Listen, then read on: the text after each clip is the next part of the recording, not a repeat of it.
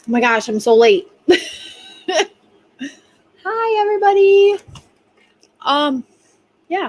So let me do this because I think we're gonna have somebody jump on panel.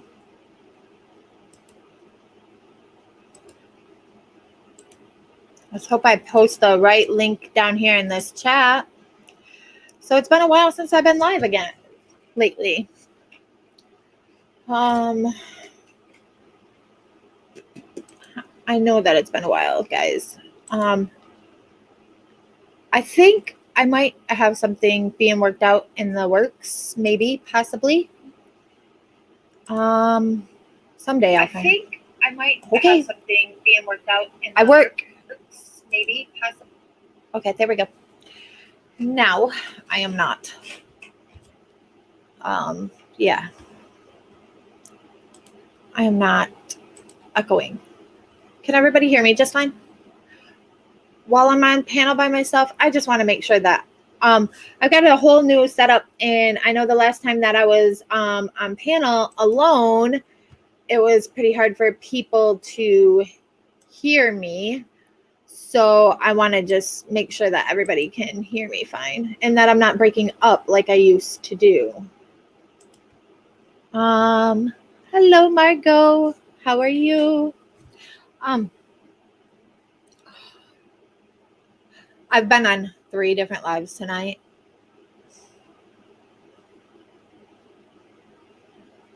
That's a lot.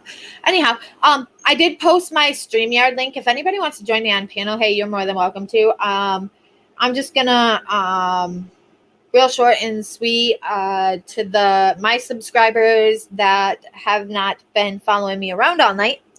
I just want to say my mom passed away on the 9th of this month. And yeah.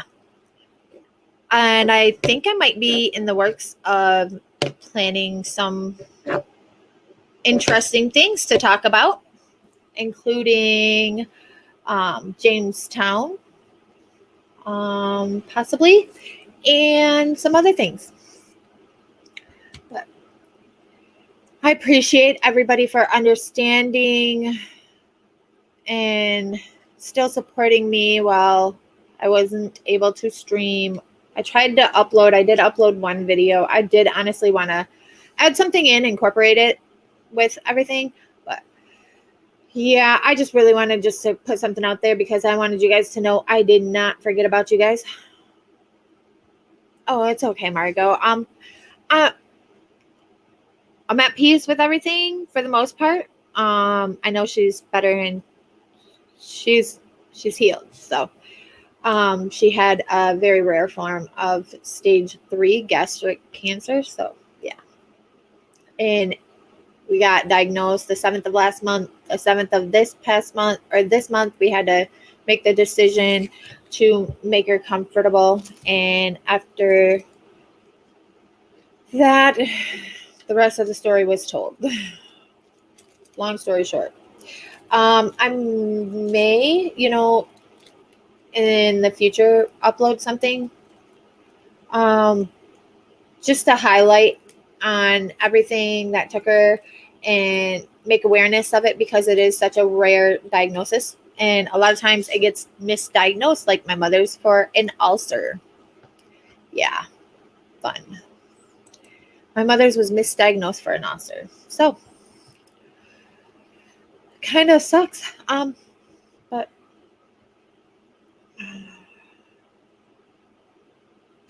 I gained 2 subs somehow. Woo! So, anyhow, how was everybody's night? Did everybody sleep well? I hope you all slept well, because I didn't sleep at all. It's okay, because we had fun. Hey, I'm about to die on you guys, okay? Let me plug my PC in. I don't want to die. Oh, am I still here? Yo. Go, yo, bow. Bruh. What is that? No, that's go to bed. I don't. What'd you say? I didn't see you said anything. Sorry. Hi. Good morning. I'm going to bed. Not me. Not me. I'm not going to bed. Hey, am I breaking up like I used to? Chuck's mom. Sorry. Or is my mic sounding better than it used to? I know when I was on panel by myself, alone in the dark, I used to break up pretty bad. So I was hoping buying a new mic would work. Love you too, Jet's mom. My sound is good, by the way. Thanks. I appreciate it. Oh, hey, I got somebody in my back end. That didn't sound very good. I know. Well, Anyhow, so Okay, so hang on a second here, because I got to move the link over because I'm going to be on dog walking duty, so we can still talk and everything else, but I do have to load my baby girl up into the car, take her for a walk, give her breakfast, and all that things. So, but I'm going to take you with me. tell me that it's virtual or no? What do you mean? Oh, you're going to take us all for a walk. Well, first a drive, then a walk. Yeah, with no sleep, too. Oh. BFAB. PIY. Okay, now that I'm officially live, after everything's said and done, I do want to thank my subs for bringing me to 100 subs. Test. Okay. Yeah. So, I do want you to know that we have. Okay, I think I removed one of you. Add. There you are. Is that better? There we go. Okay. Yep. Now I can go mobile. Okay. Ooh. Yeah. My son does all of that. I'm here, but I'm falling asleep. Oh. Not with my big mouth, you won't fall asleep. I'm not allowed to fall asleep. Look, me neither. My son's going to come plowing out that bedroom door here in a minute. He's going to say, Ma, can I have some oatmeal? Well, I have Alexi to deal with. That.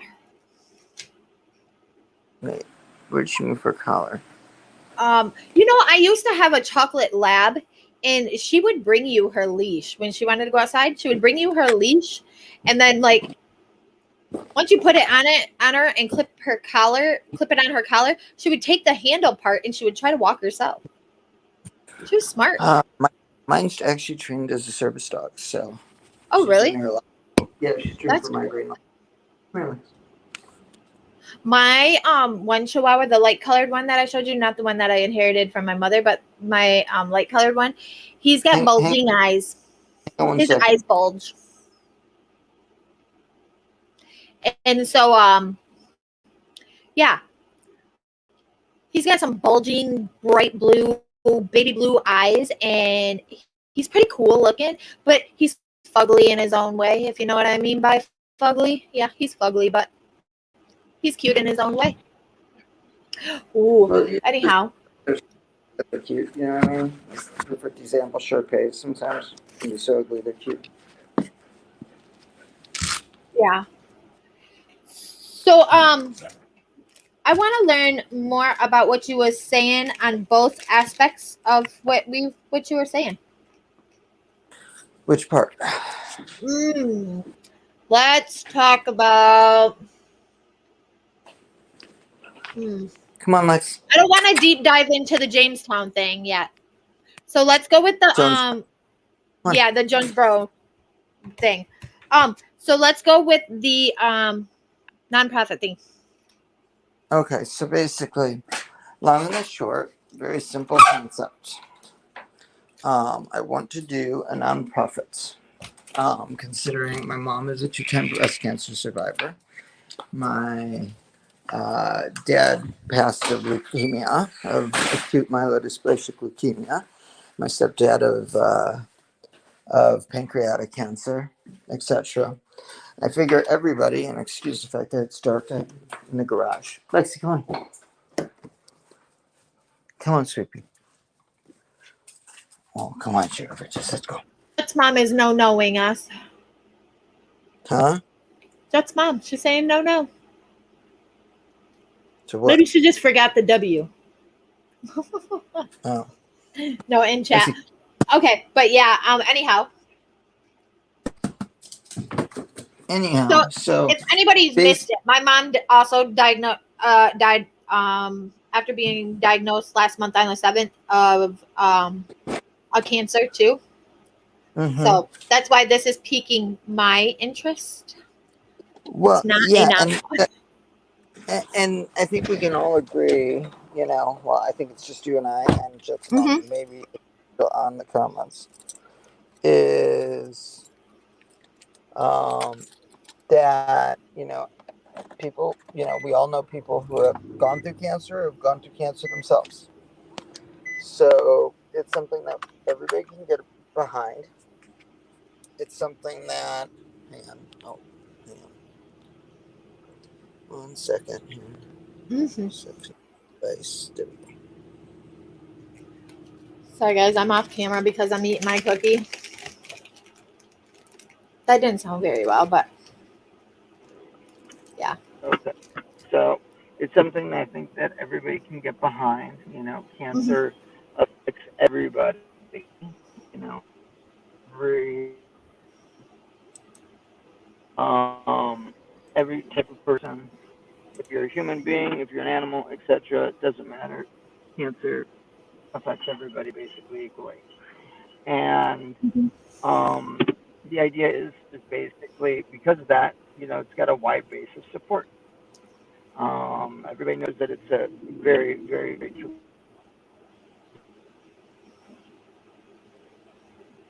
Oh, I think he froze. If you guys are just joining us,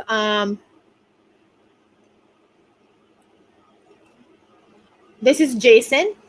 He's a friend of mine's. Pages and clipboard kind of things, He's back. so that there's a firm base to work off of to patients, Night night. caregivers, and their families. Oh, just mom was saying good night.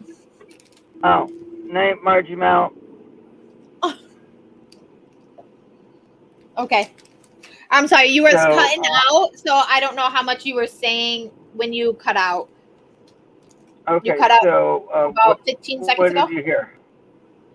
Okay, I was Um, saying good night, Margie Mount. So I hope that we was on there. basically heard But that it's a nonprofit organization. all right, it's going to be a nonprofit. Uh-huh. That's gonna provide coloring supplies. Usually, I don't say coloring books because obviously people could be in for long term or short term. So coloring pages, whatever type of stuff they like, whether it's flowers, whether it's you know um, anime, whether I don't even care if it's a excuse me for putting it this way, but a dirty old man who wants to do hentai porn. I don't care. The idea is that they're doing something, and they're doing something constructive rather than lying in bed and watching TV or stressing over what's going on in their lives. So the idea is to basically, for the people that are in the hospital, whether they're getting chemo or whether they're inpatient, or anyone, the caregivers who are obviously at the hospital. It will start with hospitals and then branch out to more like hospice and at-home stuff. But originally, because of funding and everything else and keeping, costs, because most charities fail within the first 2 years, we're going to stick to hospitals. And it's going to provide free coloring supplies to patients, caregivers, and the families. So the patients won't just have to sit there watching TV, listening to all the machinery go and everything else. As long as they can move their hands and color. The caregivers, they work really hard and stress out making medical decisions when they've been, basically when power of attorneys are enacted and things of that nature. So they have a lot of stress on their plate, monitoring the situation, make decisions, etc. Families, it's really more for, parents and children, grandparents. Yeah, the Uh-huh. person who's diagnosed with cancer might look a little different, but Right. there's still the same person inside. And so it, number one, eases, if it is terminal, eases the transition and still gives them a happy memory of, yeah, whoever looked different the last time I saw them, but we still had fun together. We colored everything else. You might not be able to play baseball or whatnot, Right. obviously, but you can still do an activity together. So it's got a wide umbrella of people that it will actually help. Okay. All the coloring supplies will be covered by the charity or donations from Crayola, Prismacolor, etc. Whoever the coloring groups are, and be readily accessible to the patients, uh, caregivers, and the families through the hospital, through the social work departments, or through the actual cancer wards. With me so far? Okay. Yep. Yep. Then, I'm following. then now everybody says, well, how are you going to pay for this? Well, I mean, of course, there's the initial upstart costs of incorporating and all that fun stuff, boring, legal, and forgive me for putting it this way, but bullshit. You know what I mean? Okay, So Jason, that's I don't want to interrupt you, but just real quick, if you're just joining us, this is live, basically going over a nonprofit organization, as my mother just passed on the ninth, which was, well, I don't know, it feels like yesterday to me, but yeah, of cancer, and yeah, so I'm just interested in possibly learning more about this, and tagging along with this ride. Um, if you're not interested in listening, don't feel obligated. Um, However, I do want to say, I do believe we're gonna talk about the whole other thing that we might be talking about, right, Jason? If you wish. Okay. Well, me and Jason might be clubbing on something. Um, that's more interesting, more true crime-ish, I guess. To fit in with my channel. If you guys just want to keep an outlook for that. But anyhow, okay, go ahead. Okay, so the question always becomes, how do you pay for the charity? So Mm-hmm. obviously donations are always accepted with every charity, Mm-hmm. to basically fund the transportation, the logistics, the moving of the coloring books to the hospitals, the coloring supplies. Some of the companies may give us discounts and not free coloring supplies. We have to be ready for that. So how do we fund that? My idea for funding that is to basically make it like kind of like perpetual motion, where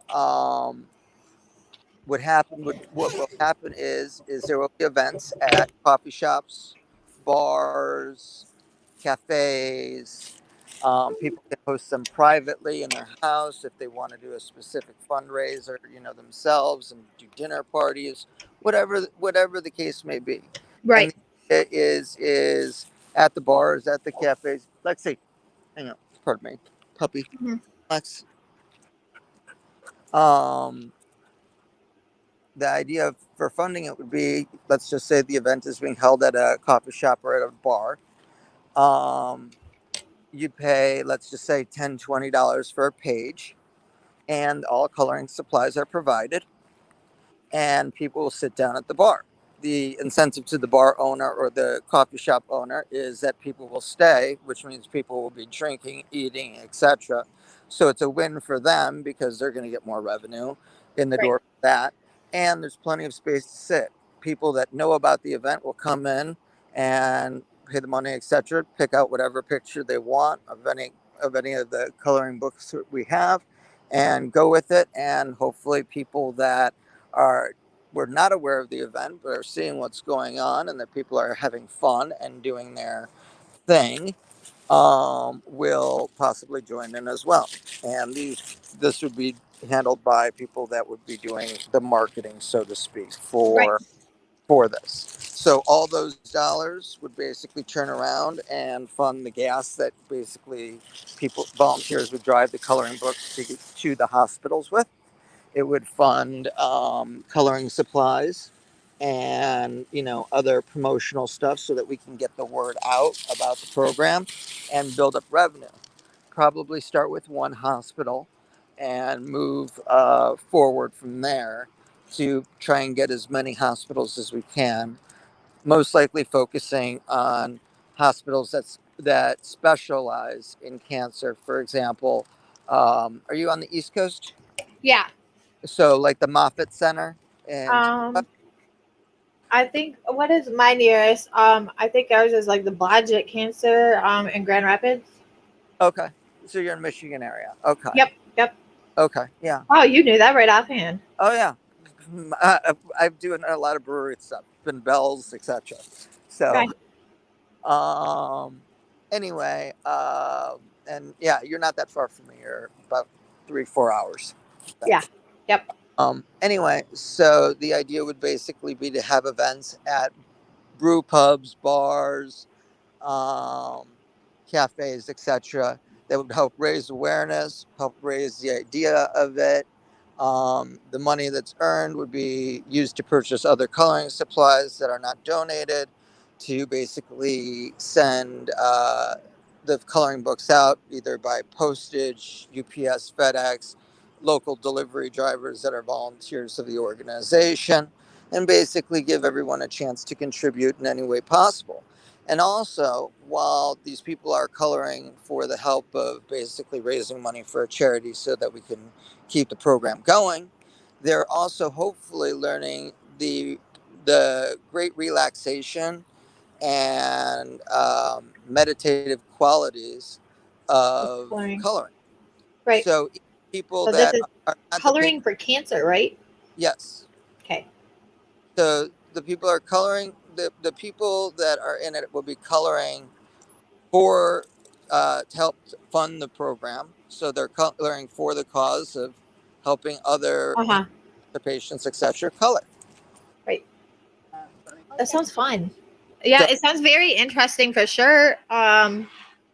Yeah, it might be something that I might have to look into. And like I said, I mean, I am only an hour away from my nearest biggest like cancer.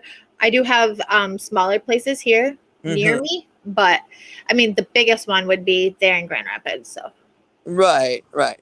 And we would start at different ones would have different basic themes. Like for example, if it's a hospital that specializes in children's cancer, the uh-huh. books will be we'll have all different ranges and skill levels of books, from adult coloring books, meaning not adult triple X but adult, in level of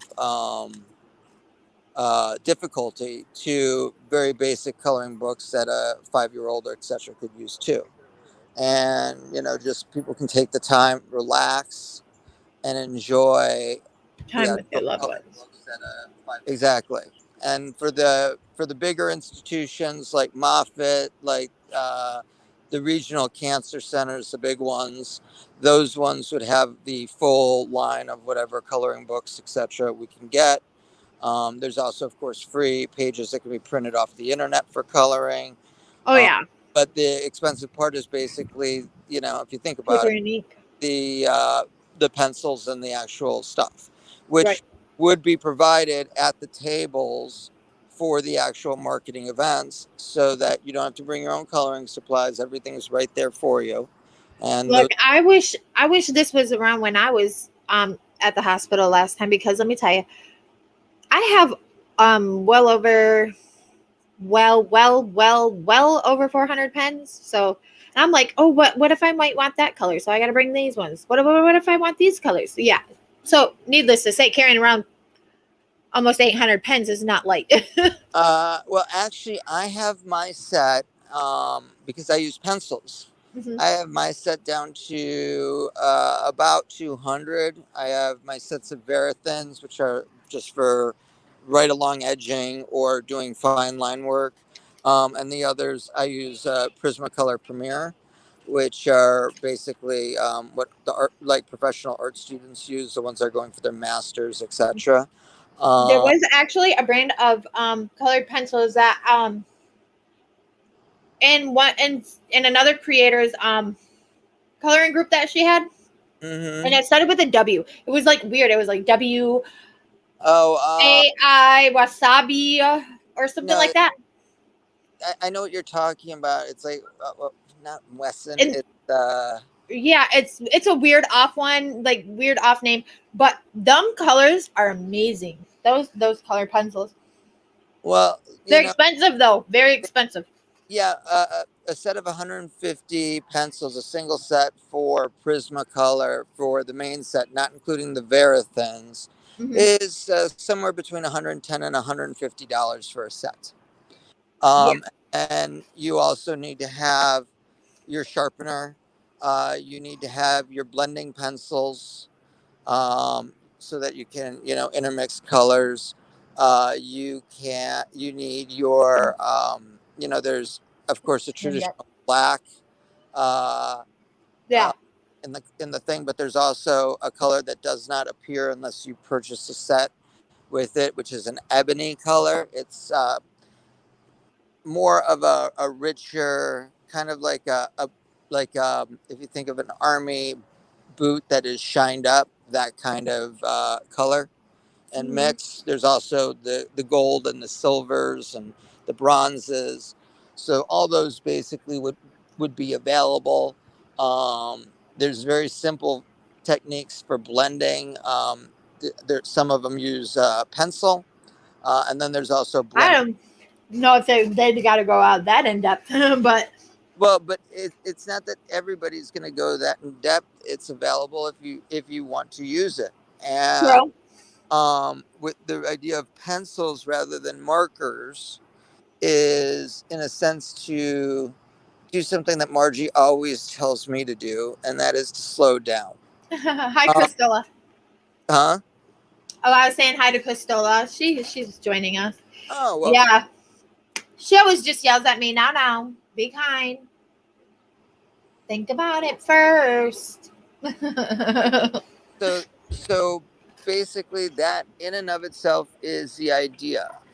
This idea has been going around my head for a while. And actually, speaking from the caregiver's perspective, I did not do this when my dad or my stepdad went through cancer. And my stepdad, I was with 24 hours a day, 7 days a week, showered at the hospital the last 6 weeks of his life. The only time I ever left the hospital was when he was in the ICU, and then I would actually go to a hotel, shower, get a few hours of sleep because there really is no space in an ICU ward for that kind of stuff. Um, I and did show it earlier, but I want to actually show the one that I did color while my mom was in surgery. hang on one quick second here. I got the Uh-huh. harness back here. Now, why can't I see the chat? Oh, that's why. Yeah, you're not. Are you on your video right now, or are you just on? You have your. It looks like your screen's off. Yeah, my screen is off because I've been eating my cookie, and but yes, I'm gonna turn it on for a second though because this is one that I actually did while waiting while my mom was in her 6 hour long surgery. It took me forever, I swear. Let me see. I guess it helps if I use the right mouse. I had to unplug my. Yeah, that's beautiful. That's I beautiful. don't know if you guys can actually see all the colors. It's glitter colors. Since Yeah. I'm on my phone, I can't necessarily see it with the sun and everything. Yeah, it's hard to get the whole glitter effect of it all, I guess. I don't know. And I'm going the wrong way with the camera. Let's see. Up. Good girl. So, yeah, I am just like Well, don't know. It was definitely something to keep my mind occupied while I was there in the hospital for sure. You know, even in the time when she wasn't available to do anything. you remember the picture I showed you uh the on the last video call, right? With the wolf. Yeah. Okay, that was I hadn't picked up. I did this on a lark. I heard that there was coloring and decided to try it out. I was a kid that could Okay, never Chris, color. good night. Oh, Sorry. good night, Giselle. I was a kid that could never color within the lines growing up. I hadn't picked up a coloring pencil or any kind of coloring or art stuff in probably 30 years. And just decided to try it out. And basically, you know, if you believe you can, so it will be for you. You know what I'm saying? And I spent probably 7 days working on that picture because I wanted all the detail and everything else, all the hairs in the wolf. I wanted the bends from from where the actual um, cape came down, the riding hood came down, etc. I wanted all those colors to be intermixed and shaded correctly, and spent the time. Now, some people will go through things a lot faster. Some people prefer a more chunky look to coloring, but I really take the time to slow myself down, forget about the world around me for a few minutes or a few hours or whatever the time is they have to do it, and color. And really just take my time to get it done and do it right. I usually keep an extra piece of paper next to whatever I'm coloring so that I can make sure with as you probably know from your pens, some colors are just a shade off, and also Oh yeah. with pencils as well, the color changes depending on whether the tip is sharp or round and how much pressure you actually put on it. So there's a lot of detail, and you have to basically go through, and then obviously, you know, with pencils you might see little white gaps in the paper, which you can soften and blur using what's the word I'm looking for? The Shading. blurring, or yeah, basically bleeding marker, blurring marker, or the colorless pencils to help that basically break down the wax so that it spreads more evenly across. Right. And those, you know, are available as well for those that want to, you know, experiment with techniques or people that know how to do it. Obviously, in today's day and age, we have YouTube. So there's a great 8 techniques of blurring video. It's maybe 10 minutes. It shows you all different ways that you can adjust your shading from one thing to another, so you can add a third dimension into a two-dimensional picture. You really go way into depth with your coloring for real. Yeah, well, you know, I try and basically, I'm no master. I did not go to school for it or anything else, but I try and give it my best effort, and I want to take the time to do it and do it slowly and do it methodically, because that part for me helps me to relax. I know you were trying to do like coloring for cancer, but like, would you also be interested in, like, because I like puzzles. I like to puzzle, and I like to challenge my mind in that aspect. You know what I mean? Would that be something you would be interested in incorporating? Well, first of all, many hospitals already have puzzles. Yep, you're right. Like jigsaw puzzles. The crosswords many have coloring books every day. Huh? Most have coloring books and crayons. I mean, like, because even when I was up there this past week, they gave my son coloring book and crayons, and right. but those coloring books and crayons. Basic the waiting room, for example, Right. from going around, messing with stuff, everything else. Uh-huh. They're not really geared for adults. Number one, True. we're talking crayons, So you're so trying to be more adult. well, it's going to be all encompassing for ages. It's going to be coloring pencils will be the main material for the adults. For the, along with the more adult, more detailed coloring books, if they choose to use them, they can choose simpler coloring books if they choose.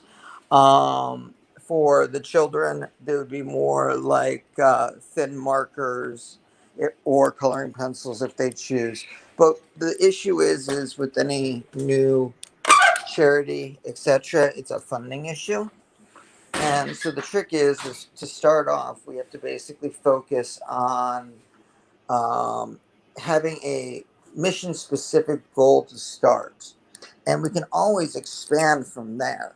And I'm very open to the ideas of expanding to um, paint, art, crayons, um, Mhm.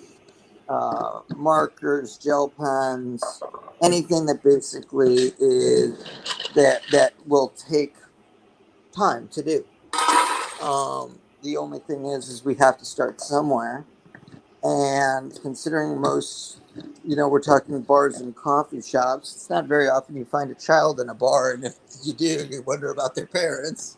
Right. So that's why I kind of chose colored pencils for the first medium. Plus, with such a narrow point and whatnot, it forces you to take more time. So it helps to basically preserve resources um, and consumable products. Right. So that's kind of where the idea for the coloring pencil part of it comes from. Okay. Can so now you were talking about the other thing that we were talking about. Um the Jonesboro thing. Jonestown. Oh yeah, the Jonestown. I'm sorry. Like we all know Stephanie hasn't been to bed tonight. Okay, guys. Let's just clear that out. We were celebrating. Woo, having fun. Okay. So anyways, yeah, what got you interested in it, and what else do you want to? I would like to because I know you gave us that link to look up. I would like to play like that whole actual clip at one point, but like stop it and talk about it, and so that way we can get information that you might know because I'm sure you've done lots of research into all of that.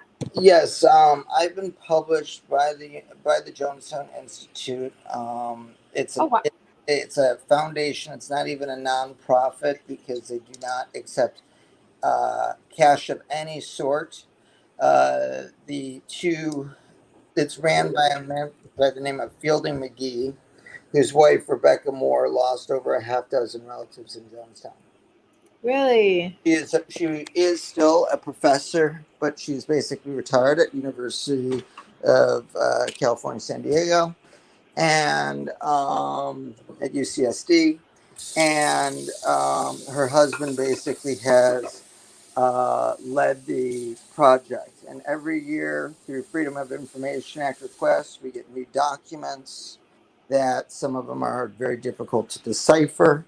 Some of them, because of copy marks, are barely legible. We go through, we clean those documents up so that the original resources are there for future people to study, considering there's not very many survivors of Jonestown left, and many of them, because of the conspiracy theories, some of the other stuff, just don't want to talk anymore because they've gone round and round in circles on these matters. Right. So because Definitely very controversial. yes. When we started the project, I first started getting involved in it probably around 2006, 2008. But I work with a team. I have a person in Denmark. We got one in Miami. Of course, we have Fielding and his wife, Rebecca,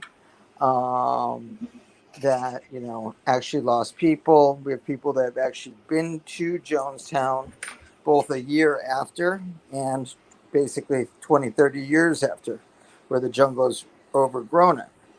Now, for those who don't know the story of Jonestown, there's a man named Jim Jones who's a pastor, and he moved his church from the Midwest to first Ukiah, California, and then eventually to the San Francisco Bay Area. And a lot of his work was to minister to a predominantly African American population. And It's more like cult based kind of stuff. I know. I like that kind of stuff. I'm sorry. it didn't start that way. It didn't. Right. It did start as a religious organization, didn't it? And then it just kind of. Well, actually, we have records of Jim Jones as a child presiding over the funeral of his friend's dead animals. So Whoa. Really? yes, there's lots of interesting information. I would recommend that people look up the Jonestown Institute. There's a list of frequently asked questions, how many people died that day, etc. Because people died in both Jonestown and Georgetown, Guyana. Uh-huh. Over 900 people died in Jonestown themselves. Surprisingly, everybody basically died of poison, of cyanide poisoning, with the exception of Jim Jones. He basically took a shot to the head. And wasn't that by one of his members? Because there was nobody left except for the last two people at Jonestown. He's the only body that did not gray out, and cyanide poisoning causes a bluing of the body. That combined with tropical heat changes the color of the skin tone. So basically, whether you were Caucasian or African American, if you took the poison, your body basically looked the same in the end. Right. There was connections between the church when it splintered off. They first sent a group of people as a pilot project down to Guyana to start the setup, but it was supposed to be a paradise that would be protected from nuclear war, that was communistic in nature, even though Jim Jones started off as being non-communist, and actually being more of a, just more of a liberal preacher. Jim Jones also, while married, did have affairs, both with men and women. He defined his homosexual relationships as ways to be able to understand and properly minister, but it's generally accepted that he was bisexual. So what happened basically was these people would come down there expecting paradise on earth. When they got there, their passports were taken away. All their jewelry, everything that they owned basically was communal and put us. I'm going to have to pause the screen for 1 second here. What happened was once you got there, everything changed for you. And by that, I mean, you went from. That's about when he took over, wasn't it? No, Jim Jones was in control of the church the entire time. People would right, tell but you like that's when he became more in control, and it became more like the cult kind of based thing. Well, what happened little by little, he was accused of improper sexual acts in the San Diego area. So he moved and convinced over 900 of his followers to move with him.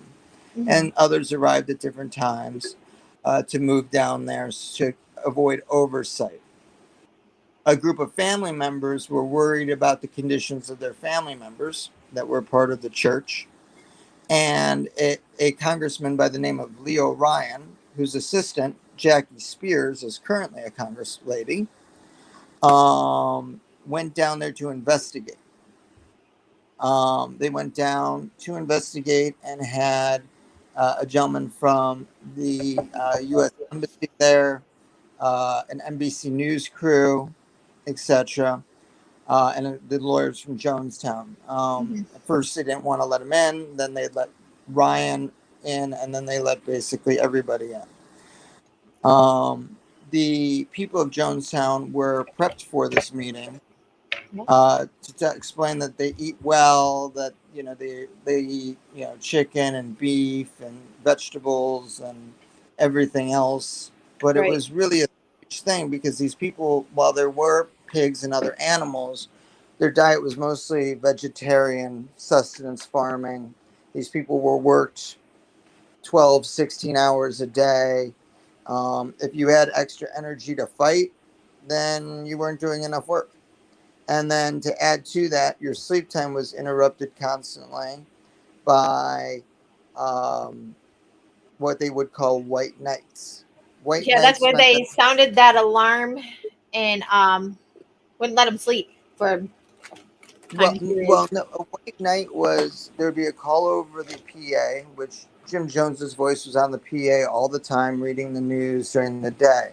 But the PA calls at night would sound white night, white night, white night.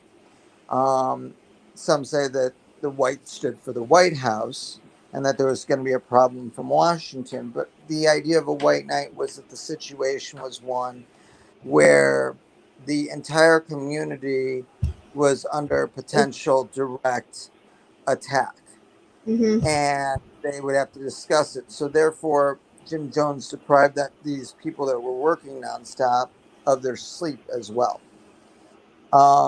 During these times, they would do mock suicide drills, where they would basically do it, and it was kind of like a test of faith.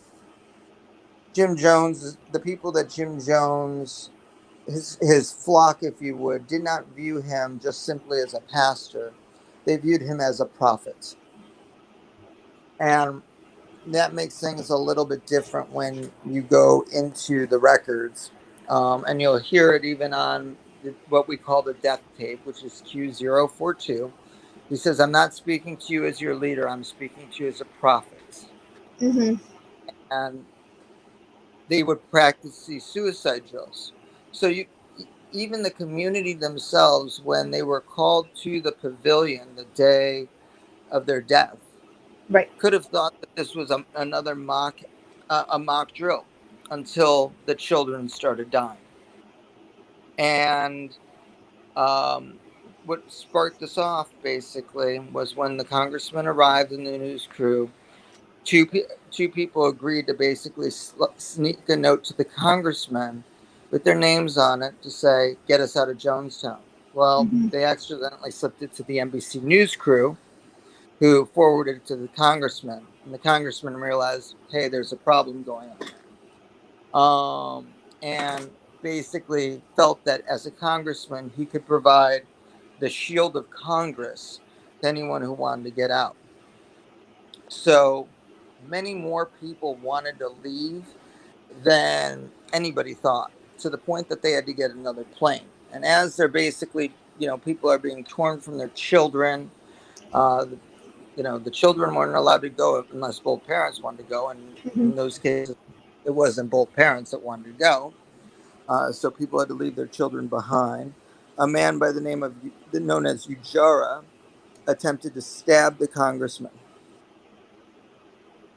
At that point, the congressman realized it was no longer safe for him to be there, and he was ushered out. And forgive me, I'm running on no sleep as well, by the Yes, forgive embassy us. aide. The embassy aide, who is really CIA, and he shows up in the who's who of the CIA. He's actually credited for that same gentleman is credited for saving the lives and grabbing the wounded and sneaking them into the jungle so they couldn't be hunted down. They drove the 45 minutes to the airstrip, and Jim Jones put a plant in with those people. The guy had a handgun on him, and his job was to shoot the pilot and take down the plane. But because there were so many people, there was another plane that had to be brought in, and they were waiting for all the people. Shortly after, everyone searched and getting ready to get on, a trailer bed full of people from the People's Temple came with shotguns, killed the congressman, shot the now Congressman Jackie Spears, who was a congressional aide, killed a lady by the name of Patty Parks, who was um, a concerned relative, and there's the families there. Um, Killed the NBC News crew. In fact, you can actually find video footage of them loading up the plane, seeing the trailer come, and seeing the NBC cameraman get shot and drop the camera. Oh, They they then went back to Jonestown after about 5 minutes of going around looking for anyone that might be hiding or wounded and killing them, coup de grace style. And then they went back and reported it to Jim Jones about 26 minutes into the tape. And now that 26 minutes is important because we know that Jones put the plant in and sent the people away. And the road takes 45 minutes under those conditions to get from the airstrip to Jonestown. So basically, 45 minutes to get there, 5 minutes or so to do the job, 45 minutes back. And we know that he met with the leadership for about an hour before the tape started. So the timeline makes sense. And it comes back in, it basically explains that he loved his people, but because of a few people, basically mainly defectors, they basically have ruined the lives of everything that they've done. And they must commit suicide. A lady by the name of Christine Miller attempts to say that why airlift Russia, they gave us a code in case there's a problem. They tried making a call to Russia, etc. And, there's an argument basically there until word comes back that the congressman is dead. so is it the whole actual recording ever been released? Like, do many people know about the whole actual recording that's out there?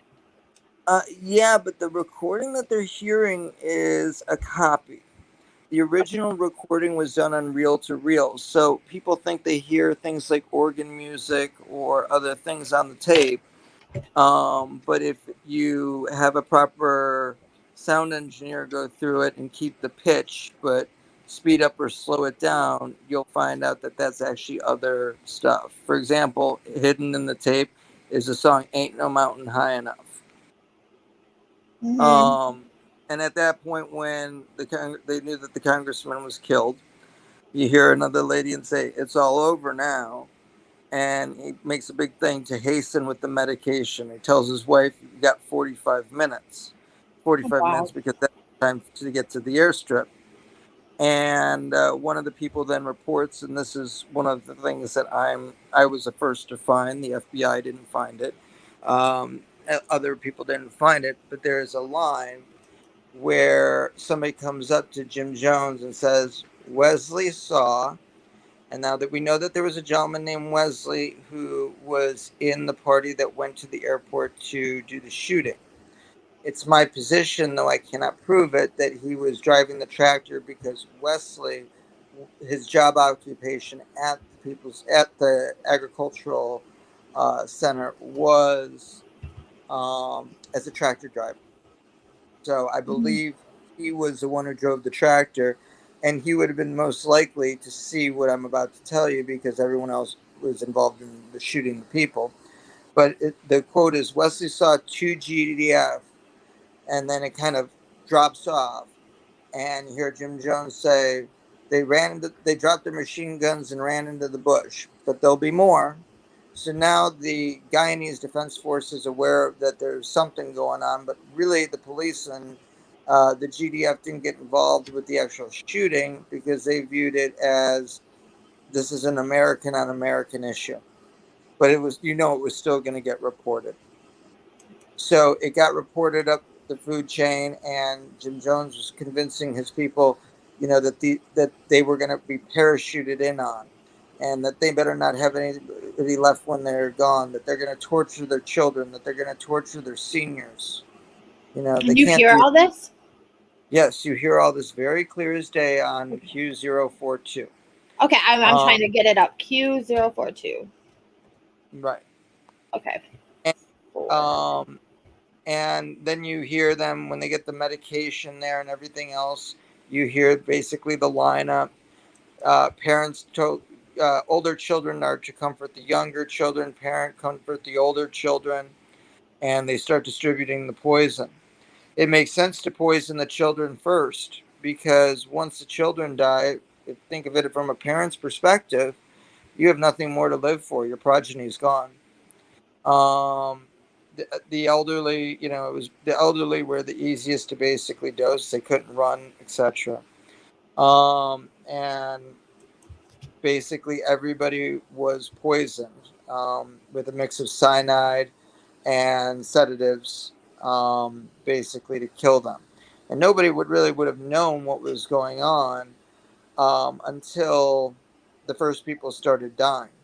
Mm-hmm. And when the crews arrived to basically repatriate the bodies, they didn't realize that there were bodies on top of bodies on top of bodies, as if they were thrown into a pit to get out. That's why the number, if you look at the papers following it, um, the death toll keeps climbing higher and higher. That's at towards the end side. Um, the autopsy of Jim Jones is available through the Jonestown Institute. All the files are available through the Jonestown Institute. Mm-hmm. All the frequently asked questions, who was there that day, etc. Survivors, all listed there. Um, Pictures of the dead, not obviously as the dead, but, well, actually, there are pictures of the dead when they were dead in their exact spots, but they're more aerial viewpoints because there were so many bodies, but there's individual pages that show where everybody lived, what their jobs were, um, everything of the sense. So much so that they even killed the pet monkey, Mm-hmm. whose name was Mr. Muggs. Um, Everybody basically that was there that day and there at the time of the call to the pavilion died, with a couple exceptions. A couple hid under a bed. A couple uh, did not hear the announcement because they were hard of hearing. Some had left that morning on the auspice of a picnic, but really were planning to flee on their own. You said There that were you were you when it comes to this. What did you say you were? You were because the comment says, Jason, you're doing an awesome job explaining. That's because you are actually a part of the group. no, I was not a member of the People's Temple at all. Right. I am the group is, it's not a group like a charity or anything like that. It's a group of people that are independent researchers Mm-hmm. that are all somehow got interested or engrossed in the subject.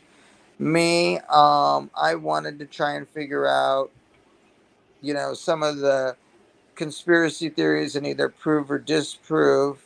But really, I was looking for the facts, Mm-hmm. and there was a lot of stuff in the tapes, etc., that you can't make out. And I knew that I found something that no one else had found in that it indicated that the Guyanese Defense Force was at the airport, Mm-hmm. and that there was other things at play. Right. The U.S. military didn't arrive for, well, probably a day and a half, if my memory serves.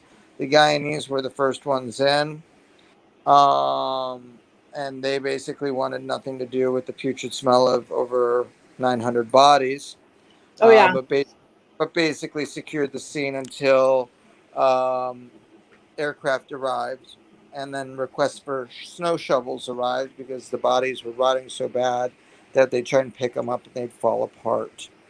Um, I'm still here. Are you there?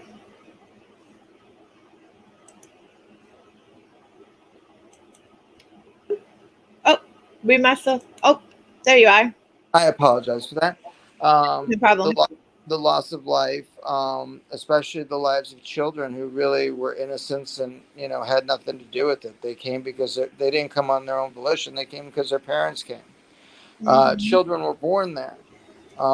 They had a nursery for when the parents were working. There were preschool teachers and elementary school teachers and teachers and basketball courts. Yes. There They was stuff. literally built their town from the ground up, didn't they? Oh yes, they had dental, they had medical and infirmary. They had a nursery, they had dormitories. They would give the seniors their own little cottage if they wanted it. There was communal eating areas, a communal pavilion. There was a couple houses set off to one side or set off to another, basically like guest houses or the house of Jim Jones, so to speak, which were known as the East House and the West House. All this can be found on the maps.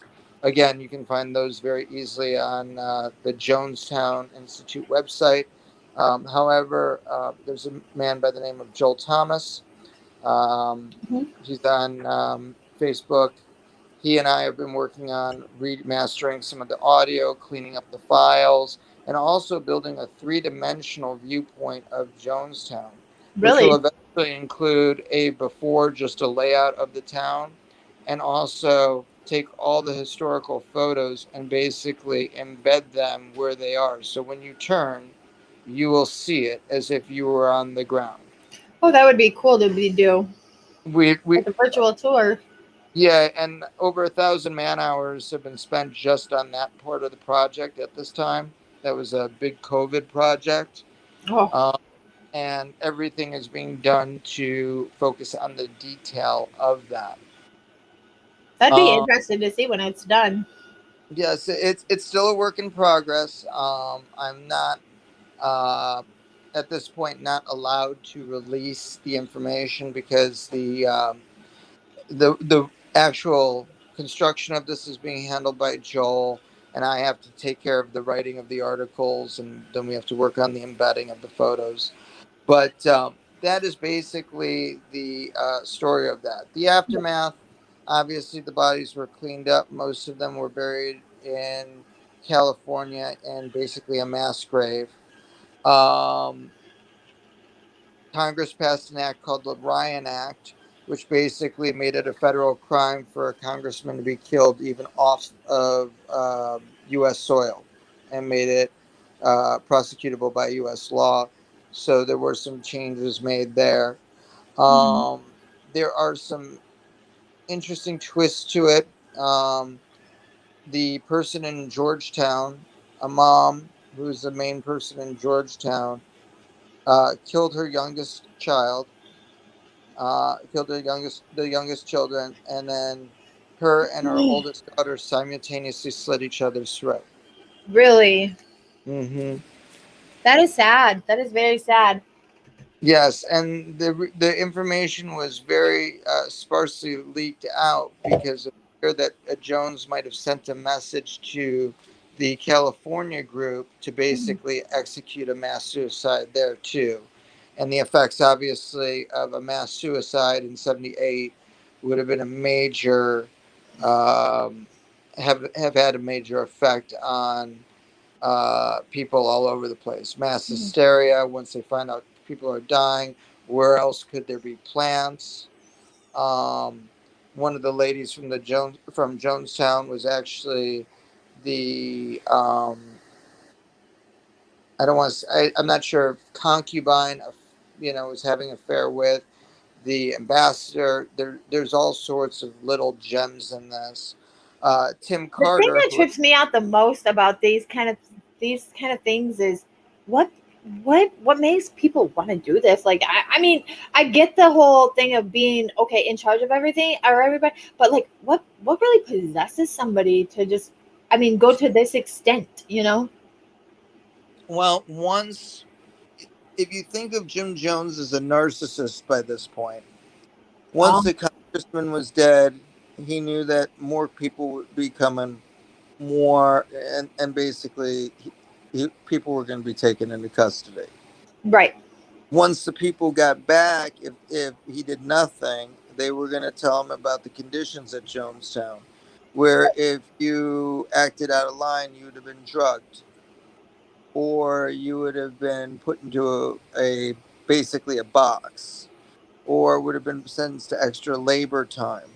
So Hmm. a lot was done to basically keep the people in compliance, and along with shotguns, some handguns, a couple rifles, etc. For the security team, there was also bows and arrows, etc. There were plenty of ways to uh, keep the people in check, Hmm. both through sleep deprivation, long, exhaustive work hours, and then to see the congressman almost get stabbed basically on your front lawn if you were living at Jonestown, and then to find out that the congressman is dead, and knowing that basically, they're all responsible Right. in a sense, leads somebody to basically go along with that. And with the physical exhaustion and the lack of sleep, it's not Like you it's get like, in their head. well, I mean, anyone who's been through anything that takes a lot of mental, emotional Don't try energy, nothing funny. huh? I said, don't try nothing funny with me now. I'm running on little sleep and been through No, heck the last couple weeks, but right, but but as you know, you're not your brain does not process as well with sleep deprivation, just like we're going oh through yeah. right now. So you don't necessarily have the ability to argue and fight, and when you have a group of people that will automatically agree with Jim Jones, Hmm. then it makes it even harder to fight. The only real person to try and fight the idea of mass suicide was Christine Miller. But she was quickly basically talked down to by the entire community before the medication was passed out. Um, these people were not Jim Jones, you bad guy. Some of the people were diehard loyalists, definitely extreme cult people. But a And lot of didn't these he people, force some of them to drink it? The poison? some of everyone was lined up. There is evidence of needle marks between the shoulder blades on some of the victims. That's a spot that a person would not be able to insert a needle themselves. Right. So there were people that either could not drink it or were put down that way. Um, Refused baby, to drink it? babies were dosed with their mothers, Mm. and were encouraged to lie down next to their babies. Um, it's really there in the tapes. Now there are a lot of conspiracy theories with this. One, Tim Carter, along with his brother and another person, were sent out to deliver money to the Russian embassy, and had a gun to basically use to take their lives if they got caught. Mhm. Um, they basically threw the briefcase of the money and the gold and everything else into the jungle. It has never been recovered. So the money is the money still in the jungle somewhere? The money or gold or the contents of those cases, yes. And they All just right, hide, let's go take a trip. huh? I said, all right, let's go take a trip. Unfortunately, because the area is rainforest, the rainforest is Yeah. basically taken the entire area. No one is exactly sure where the drop point was for the money, but all they knew is they threw it basically away. It could have been picked up by a local and just kept quiet. So it Hmm. couldn't be there. It could be buried under mud. It was rainy season, and it had rained in the days prior. So that's part of the reason why the roads were took so long to get through at those times. Um, there is money there. There is still also remnants of Jonestown. Now you'd think a perfect settlement and community like that it was all built up, would have been taken over by the locals. No, they basically stripped it bare, but considered it basically tainted land and did not use it. But you can still find parts of a generator, parts of tractors, various little things inside of there that were not taken down and not basically removed. There's also a memorial now there. Surprisingly, the government of Guyana has opened up the Jonestown site for tourism in an effort to try and bring anything in, but the buildings aren't there. It's not Right. like seeing it as it stood. So then they have it opened up for a tour, but the jungle has basically taken it over. Right, So but how do they do that? there's a road that takes you part way in, Uh-huh. um, because there's a road system that leads to a place called Matthews Ridge, and there's a GDF station there, and there's also just going in with a person who knows the area and machetes to cut through, Uh-huh. and trying to make it into a tourist place where really it should be dedicated and preserved and maybe even rebuilt the way it was and preserved That would be in a cool. similar way that to Dachau or Auschwitz from World War II, so that it's not really there for money making, but there as a memorial for what these Yep. people lived and died to try and produce. Right. Um, and that's the feeling of most of us. Do have that recording if you I don't know I do what do you have anything that you need to do, or do you want to maybe walk through some of it today, or Sure, let's begin at the beginning. all right, is it showing up? Now, before you start, I should say that this is for the timeline. The crew that basically killed the congressman at the time that the tape starts, if you follow the tape time, would already be on the way back from killing the congressman. But remember, no long range radios. It's not cell phones. You couldn't call it in. So they're already back because there was an hour where the leadership basically all agreed to mass suicide before bringing everybody in. Right. Okay. Well,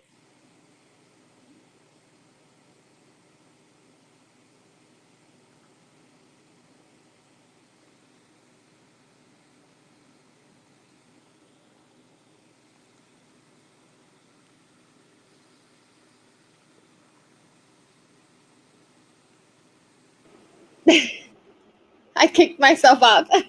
Sorry about it's uh, Out of the Shadows with Ginger. The situation was different with David Koresh. In many respects.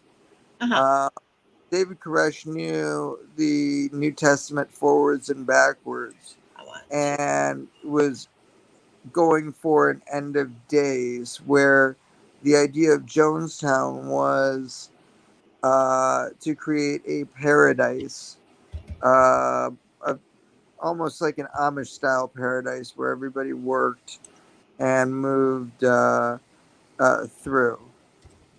Right. Um, it's a very interesting situation. It is similar in the sense that they are both new, what we would call new religions, which is just another way of referring to cults that's more socially accepted in academia.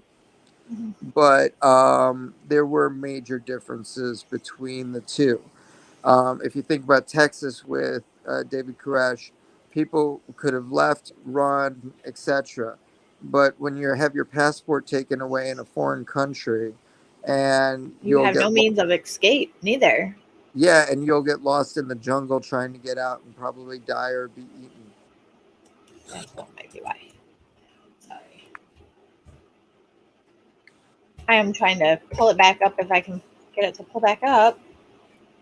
So you're not going to hear the announcement to come to the pavilion. It's Uh-huh. when he takes the microphone in front of everyone. Okay, you said it was Q042. 42. Okay, see, I got 242. Q042. No, 2042. Two. Q is in Q042. 42. Yes. Okay, there it goes. There it goes. Um, And remember, some of the sounds you're going to hear are just overlay from reusing tapes.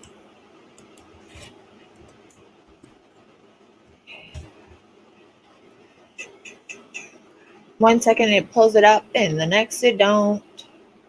Okay, so this would be the FBI one, right? Nope, this one. Summary. No, you want the transcript, or you want the actual tape.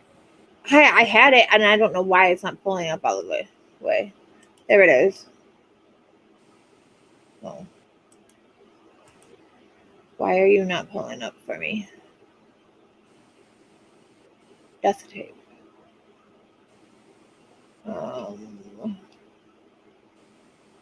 Sometimes it's listed as Q with a space between Q and 0. That might be my problem because at one point it works and the next there it is. Pretty sure that was it.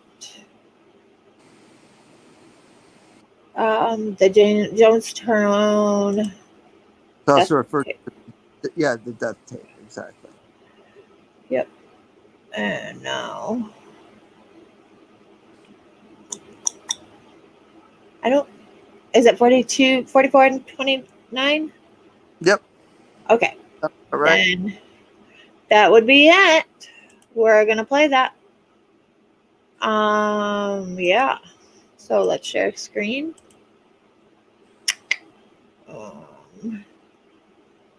System audio.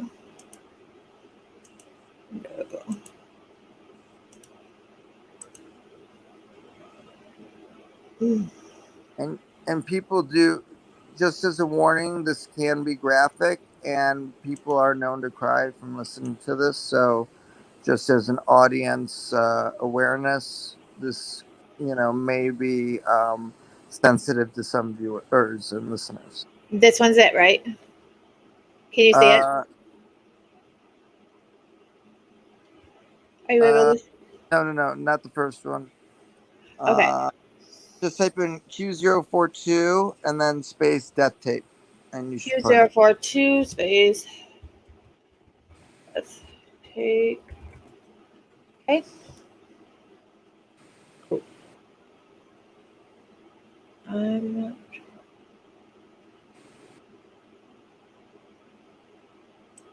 No. Why is it not bringing it up? I just had it up. Would you like me to switch over to my computer and I can play it? Hold on. Okay. I'm just going to type it in up here. Q042. I think that's where I pulled it up last time. Right here? I'm not seeing anything change on the upper screen. It still says ICD-10 CM. I don't see death tape. I don't understand why it's not. This is what I have. Where would it? I swear I just had it before I did all the screen share stuff. Okay, hold on. Let me go back. Go ahead, and I'll let you go ahead and finish, and I'm gonna work on this. Let me see. Okay, I've seen a lot of it before. I just want to get rid of some of these tabs as I'm not sure what's going on with this. You may want to put it on your phone and feed it through that way. Oh yeah, true. I could do it that way, except for my phone is going to die. Possibly. I'm gonna work on that.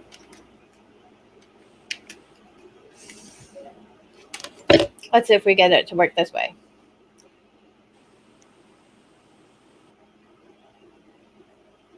Obviously, we were not really planned for all of this, but hey, it works. And honestly, I do need a distraction from my everyday life lately, last few days. We all need distractions from our every. Yeah, definitely. Can say But that. you can easily find it in YouTube. YouTube? Yeah, you can YouTube it. Okay. Capital Q. Come on. There we go. Well, it's already in my search bar, so let's just click on it. There it is. Yes, there it is. Okay.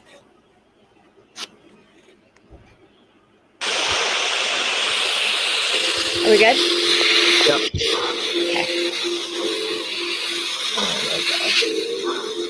Okay. How very much I've loved you. Huh? How very much I've tried You want me to to give you pause? a good life. Okay. Okay, pause real quick. So Okay. right there, he's trying to say, he's trying to say, ally himself with the community, and that he tried his best to basically give them paradise. Okay. In there. Now we're gonna listen. Yep.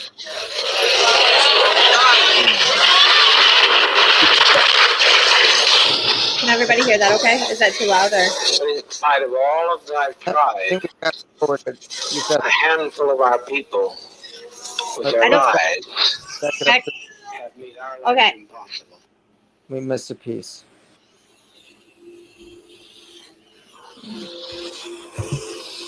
Unless this one isn't it.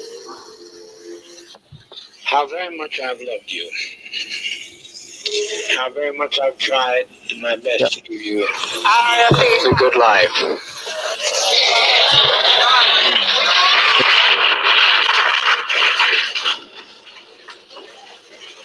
In spite of all of that I've tried, a handful of our people with their lives have made our life impossible. Those would be the people. There's no way to detach ourselves. Okay. Those would have been the people that left with Ryan. Okay. And the next line, which we just I talked over there, there's no way to detach ourselves from this.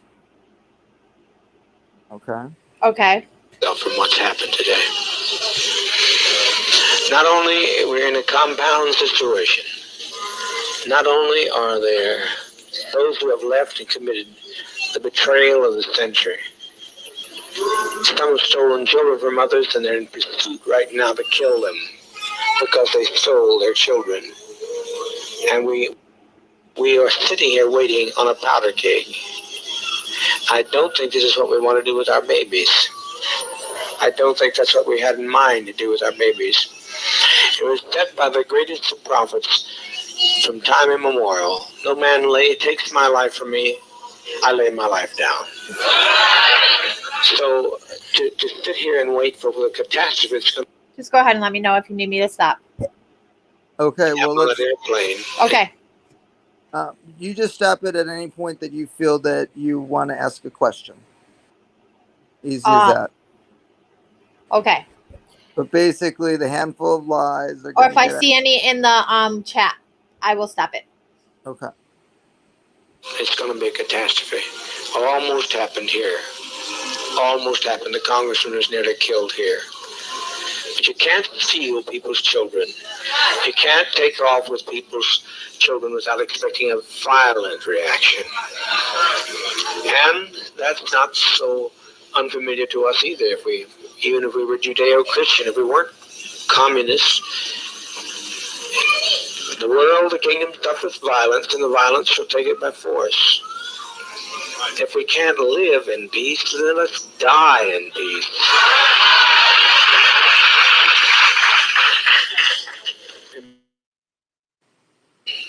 We have been so terribly betrayed.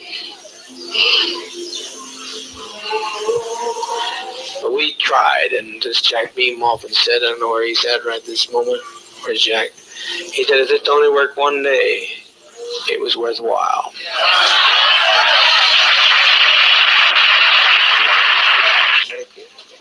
What's going to happen here in a matter of a few minutes is that one of those people on that plane is going to shoot the pilot. I know that. I didn't plan it, but I know it's going to happen. They're going to shoot that pilot, and down comes that plane into the jungle. And we had better not have any of our children left when it's over, because they'll parachute in here on us. Pause. I'm telling you just as plain as I know how to tell. Okay. Okay. So remember, he planted the person with the gun onto the truck leaving. So Right, to shoot down the plane. to shoot down the plane. He only thought there'd be one plane at the time, but the plane wouldn't have fit enough, and they knew the size of the plane that was waiting at the airfield. So obviously, he was going to shoot down the pilot of one of the planes, but there were too many people for them to all be on one plane. Right. Okay. Okay.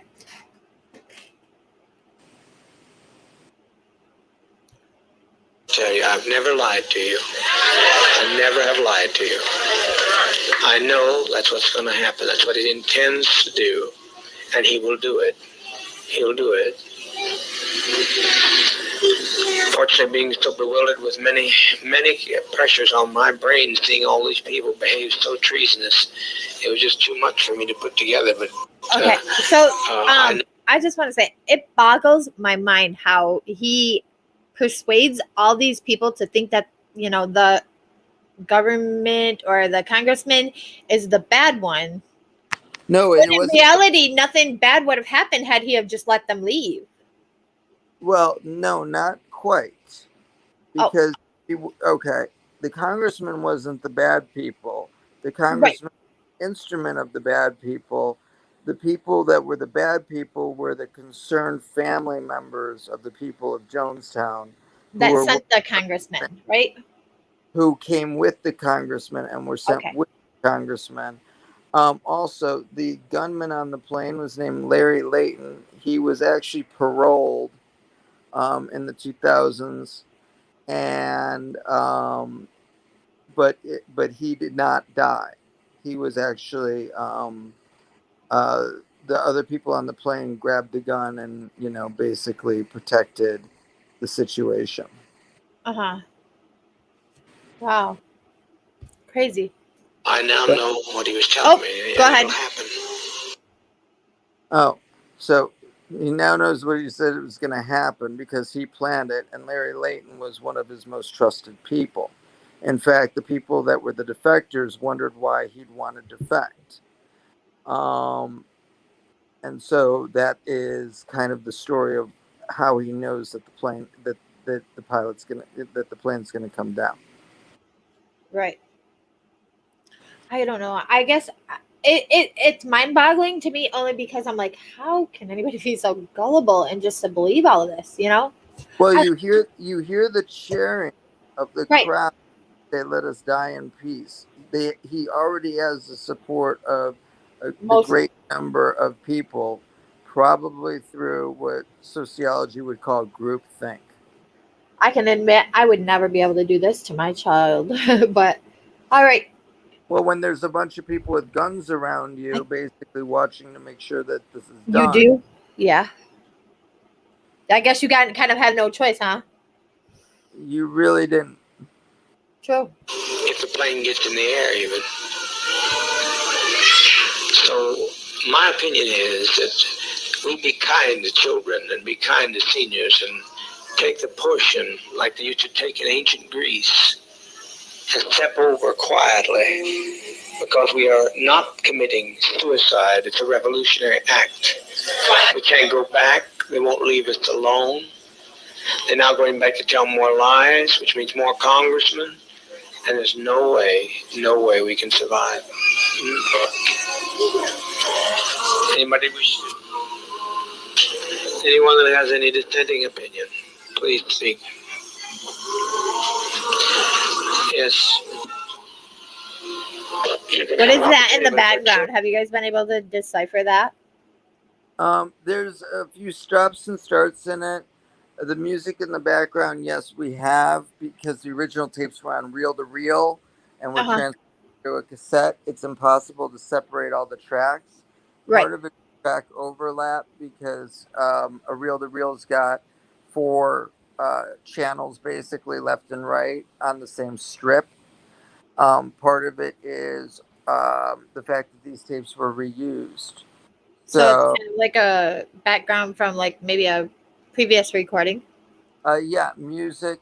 Part of it's like I said, ain't no mountain high enough gets heard if you speed it up and keep the pitch. You can identify certain pieces of that. That's part of what we're working on to restore. Right, right. Huh. Children are left, we are going to have them butchered.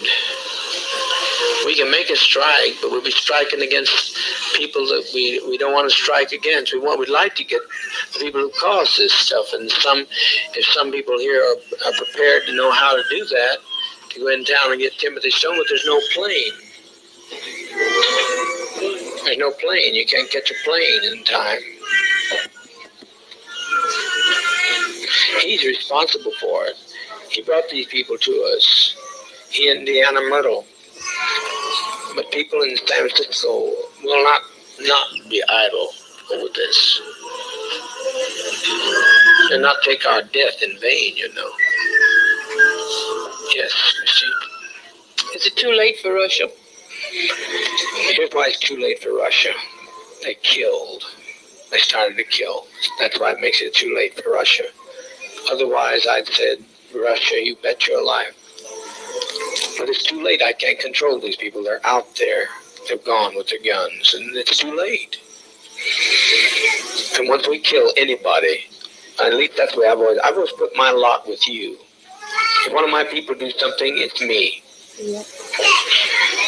And they say I don't have to take the blame for this, but I don't live that way. They deliver up Ujara, who tried to get the man back here. Ujara, whose mother has been lying on him and trying to break up this family, and they've all agreed to kill us by any means necessary. You think I'm going to deliver them, Ujara? Not on your life.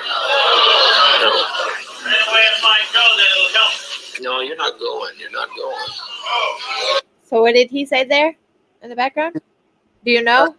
Ujara basically is willing to basically sacrifice himself and take full responsibility for trying to kill the congressman at Jonestown. Okay. And Jim Jones basically says, no, I'm not offering you up. We're a people, we're all together, all is one for all. Oh, so he was just basically offering himself instead of everybody. Yeah, but remember, there's still Larry Layton who's going to go on the plane. Yep, yep. Ujara basically tried to kill the congressman when he was there. Right. Oh, okay. You're not going. I can't live that way. I cannot live that way. I've lived for all, and I'll die for all. I've been living on hope for a long time, Christine, and I appreciate you. You've always been a very good agitator. I like agitation because you got to see two sides of one issue, two sides of a question. But what those people are going to get done, what they get through, will make our life worse than hell. Will make the Russians not accept us. When they get through lying, they told so many lies between there and that truck that we are done in as far as any other alternative.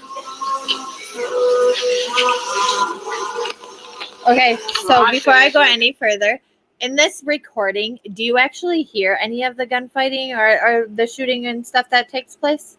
No, the gun shooting happened at the airport. The airport was about 45 minutes away. Okay, so you don't actually hear none of that. I'm like, let me prepare myself, okay? What you're going to hear is worse than the gunshots. Oh, well, I mean, I guess so, yeah. Yeah, probably. But, I mean, yeah. Make an airlift to Russia. That's what I say. I don't think nothing is impossible. How are we going to believe it? How are you going to airlift to Russia? Well, I thought they said if we got in an emergency, they gave you a code to let them know. No, they did. They gave us the code that they'd let us know of an issue, not us create an issue for them. They said if they saw the country coming down, they'd give us the code. They give us a code. You can check on there and see if it's on the code. You can check with Russia to see if they'll take us in immediately. Otherwise, we die. I don't know what else you say to these people. But to me, death is not a fearful thing. It's living this treachery. I have never never seen anything like this before in my life. I've never seen people take the law and do in their own hands and provoke us and try to purposely agitate murder of children. And, Christine, it's not worth living like this. Not worth living like this. I think that there were too few who left for 1,200 people to give them their lives for those people that left. You know how many left? 20 odd. That's a small 20 odd. 20 odd. Compared to what year? 20 odd. But what's going to happen when they don't leave? I hope that they could leave, but what's going to happen when they don't leave? You mean the people here? Yeah, what's going to happen to us when they don't leave, when they get on the plane and the plane goes down? I don't think it'll go down. You don't think it'll go down? I wish I could tell you were right, but I'm right. There's one man there who blames, and rightfully so, Debbie Blakey for the murder of his mother. And he'll stop that pilot by any means necessary. Okay, I see that we have some people that join, and I just want to announce that this is a actual clip of the speech and proceedings up to the mass suicide. Correct? That is correct. Okay. It's actually a full recording of it's not a clip. This is the last okay. recording. There's one recording after it. We'll cover that at the end called the mystery tape. But this is really the last recording. Okay. So this is the actual clip or the actual recording, not an edited or whatever's out there now. This was acquired through the Freedom of Information Act. It's the actual tape that was found in Jonestown. Right. Okay. And I somehow managed to mix up where I was at in the recording. So I'm sorry, guys, if you hear the coughing in the background. That is my baby. So, okay, let's see. I think we were right about here. I can't live that way. Did I go too far? I cannot live that way. I've lived for all, and I'll die for all. That's where we were. I've been living on hope for a long time, Christine, and I appreciate you. Always been a very good agitator. I like agitation because you got to see two sides of one issue, two sides of a question. But what those people are going to get done, what they get through, will make our life worse than hell. Will make the Russians not accept us. How do you get through lying? They told so many lies between there and that truck that we are done in as far as any other alternative. Well, I said let's make an airlift to Russia. That's what I say. I don't think nothing is impossible. How are we going to believe it? How are you going to airlift to Russia? Well, I thought they said if we got in an emergency, they gave you a code to let them know. No, they did. They gave us the code that they'd let us know of an issue, not us create an issue for them. They said if they saw the country coming down, they'd give us the code. They give us a code. You can check on there and see if it's on the code. You can check with Russia to see if they'll take us in immediately. Otherwise, we die. I don't know what else you say to these people. But to me, death is not a fearful thing. It's living this treachery. I have never seen anything like this before in my life. I've never seen people take the law and do in their own hands and provoke us and try to purposely agitate murder of children. Christine, it's not worth living like this. Not worth living like this. I think that there were too few who left for 1,200 people to give them their lives for those people that left. You know how many left? 20 odd. That's a small 20 odd. 20 odd. Compared to what year? 20 odd. But what's going to happen when they don't leave? I hope that they could leave, but what's going to happen when they don't leave? You mean the people here? Yeah, what's going to happen to us when they don't leave, when they get on the plane and the plane goes down? Yeah, I'm so sorry. I don't think it'll go down. You don't think it'll go down? I wish I could tell you were right, but I'm right. There's one man there who blames, and rightfully so, Debbie Blakey for the murder of his mother. And he'll stop that pilot by any means necessary. He'll do it. That plane will come out of the air. There's no way you fly a plane without a pilot. I wasn't speaking about that plane. I was speaking about the plane for us to go to Russia. How, to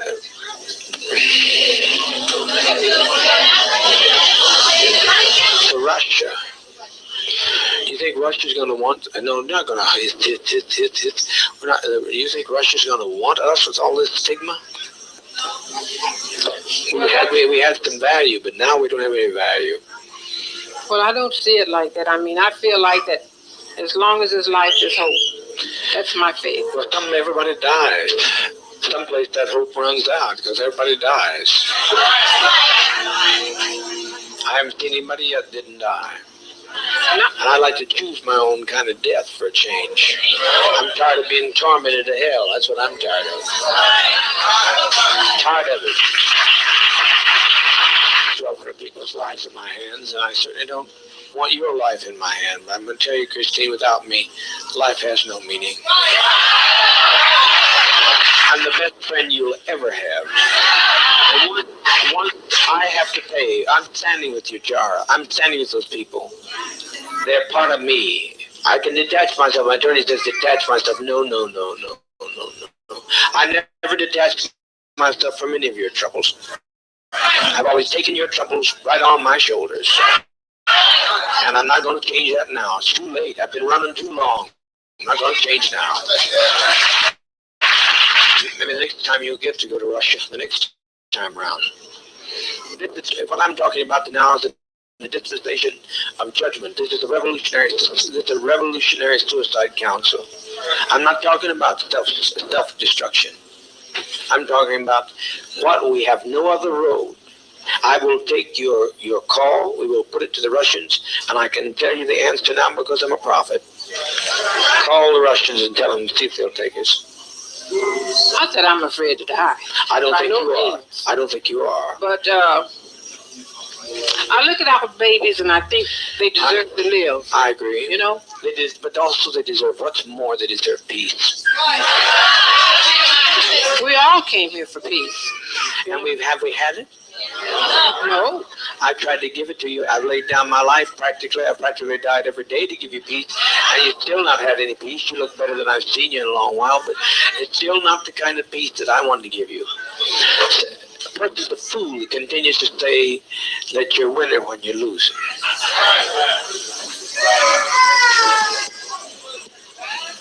Win one, lose two. What? I didn't hear you, ma'am. You have to speak up.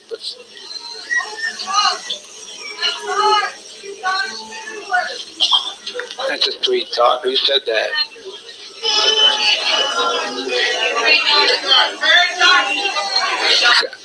Come on up and speak it again, honey. Come up and say it talk about. It's taken off. No plane is taken off. It's suicide. They have done it. Stone has done it. Somebody, can they not talk to San Francisco? See, the Stone does not get by with this infamy. This is infamy. He has done the thing he wanted to do. To have us destroyed.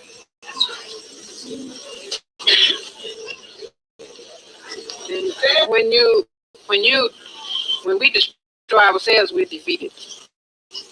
We let them, the enemy, defeat us. Did you see I will live to fight no more forever? Yes, I saw that.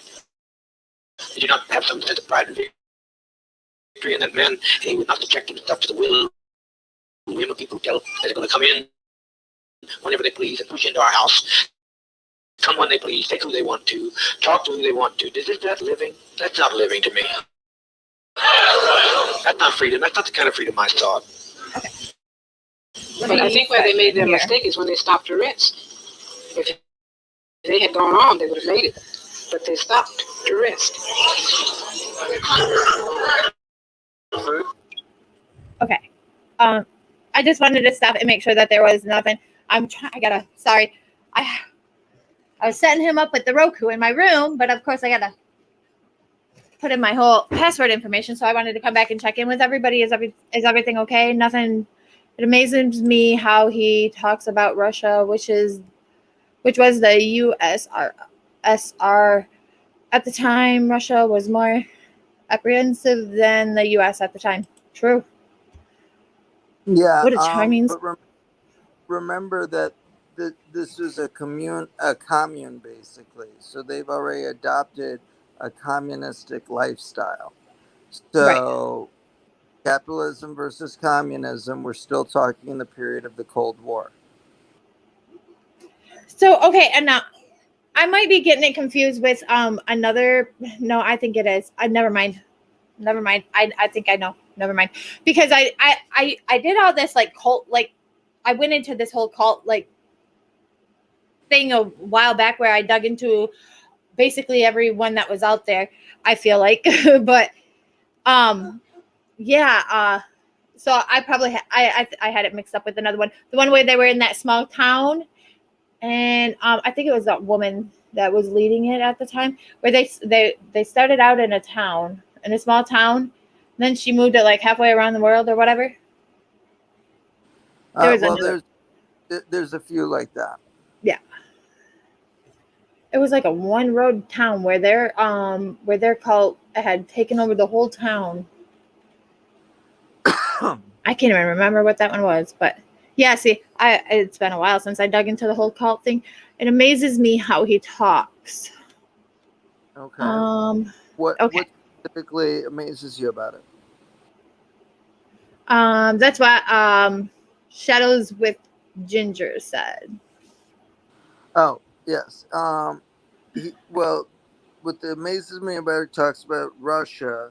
Remember, for them to go over to Russia would be a propaganda war for Russia because Americans are leaving en masse to Russia. But this was a communistic group, so they had close ties with the Russian government. Well, the idea of communism was a good theory, for the application was flawed. Not necessarily.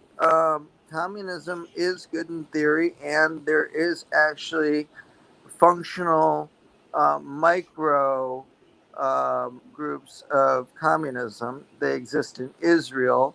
They're called kibbutzes, where everybody basically shares in the labor and everybody shares in the wealth. There are examples on a micro scale of working communism, but that's the only working actual definition of a true communal environment that I can think of. Even the Russian government, there was a communistic party, China, communistic, they were really socialist. Okay. Yeah. I was just updating the title, but the USSR application was flawed. That's what she was saying. Being able to get to the USSR, yeah.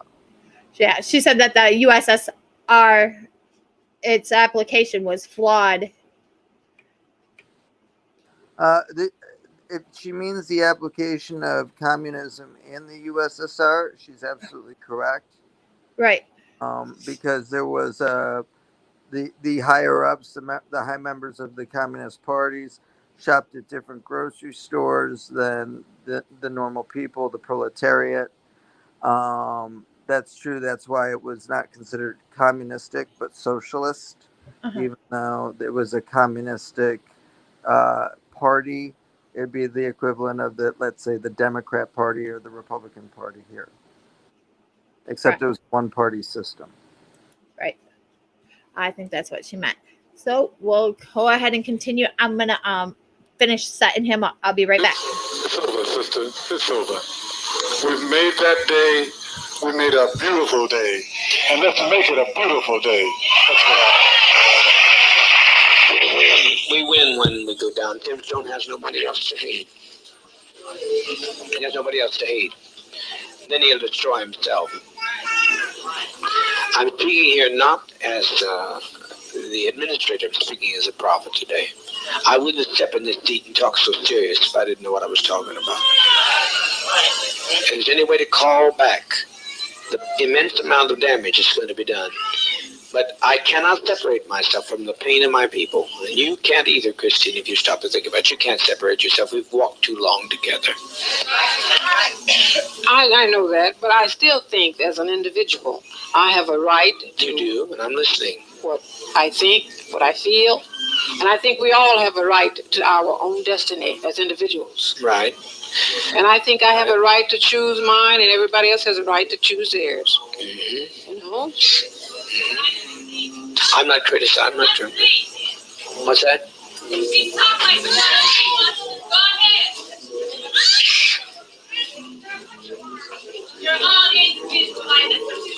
That's what Said today. That's what 20 people said today with their lives.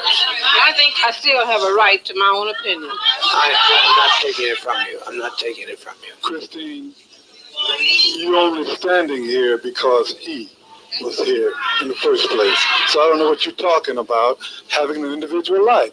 Your life has been extended to the day that you're standing there because of him. Voice back there, she has much right to speak to anybody else, too. What'd you say, Luby? You'll regret it this very day if you don't die. You'll regret it if you don't die. You'll regret it. Too many people. I saved them, but I made my example. I made my expression. I made my manifestation, and the world was not ready for me. Paul said, I was a man born out of due season. I've been born out of due season just like all we are, and the best testimony we can make is to leave this goddamn world. Jeez.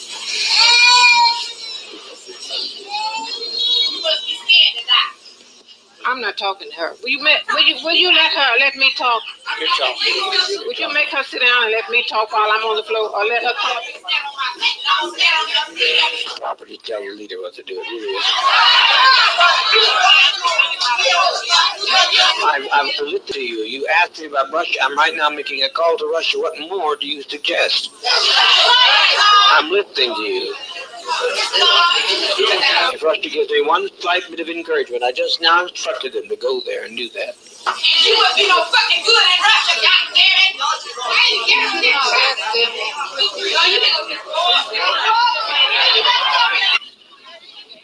All right, now everybody hold it. We didn't come. Hold it. Much longer to maintain.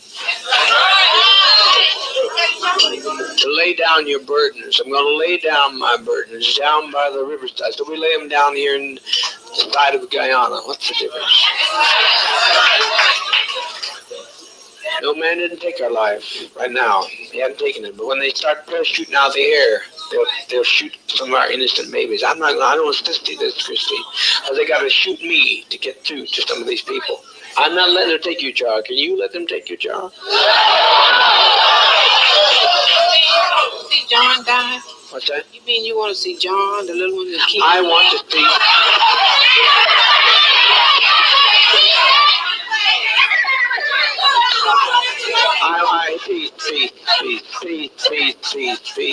Christine, are you saying that you think he thinks more of them than other children here? John, That's what you're saying. But you're acting. Do you think I'd put John's life above others? If I put John's life above others, I wouldn't be standing with the jar. I'd send John out, and he could go out on the driveway tonight. Okay. I just wanted to say I'm back. I'm sorry. Mom duties calls. I said mom duty calls. So I'm not Ginger says I'm not against communistic ideas. Any ideas that is for the good of the masses is beautiful. But you are right about the upper. I have no idea. Excellent. Okay, taking advantage. So we'll continue listening. Because he's young. They're young. I know, but he's no different to me than any of these children here. He's just one of my children. I don't prefer one above another. I don't prefer him above you, Jara. I can't do that. I can't separate myself from your actions or his actions. If you've done something wrong, I'd stand with you. Have we found the part that you discovered? Have we passed that yet? No. It will be coming up when there's an announcement that the congressman's dead, and then it will be a whisper basically into the microphone, and it will begin what they said. That will be the part that is missing from the FBI transcripts, etc. Okay. So that's the part that's probably cut out. It's not cut. It's cut out from the typed transcripts, but not from Okay. Okay, I get you. If they wanted to come and get you, they'd have to take me. We're all ready to go. If you tell us we have to give our lives now, we're ready. I'm pretty sure all the rest of the sisters and brothers are with me. For months I've tried to keep this thing from happening, but I now see it's the will of sovereign being that this happened to us. That we lay down our lives in protest against what's being done. That we lay down our lives to protest in what's being done. The criminality of people, the cruelty of people. Who walked out of here today? Did you notice who walked out? Pause it. Mostly Okay. Okay. He said, who walked out of here today? Now, remember, this was supposed to be a utopia in the middle of the thing. Now, what's about to come up is he's going to say mostly white people. Remember, the majority of the people that came there were lower class or African Americans. So now he's turning it into a race issue. Oh, sorry. That's a scam call. When that was something that Jonestown was supposed to be against. If everybody was the same, because it was communistic. But now he's turning it into a race issue. In the 70s, remember, there were race riots, etc., between African Americans and Caucasians. So now he's turning it into the fact that most of the people that left were white. And bringing up the same race issues that were in America at the time. Okay. And then we'll... white people. Mostly white people walked. I'm so grateful for the ones that didn't, those who knew who they are. There's no point. There's no point to this. We are born before our time. They won't accept us.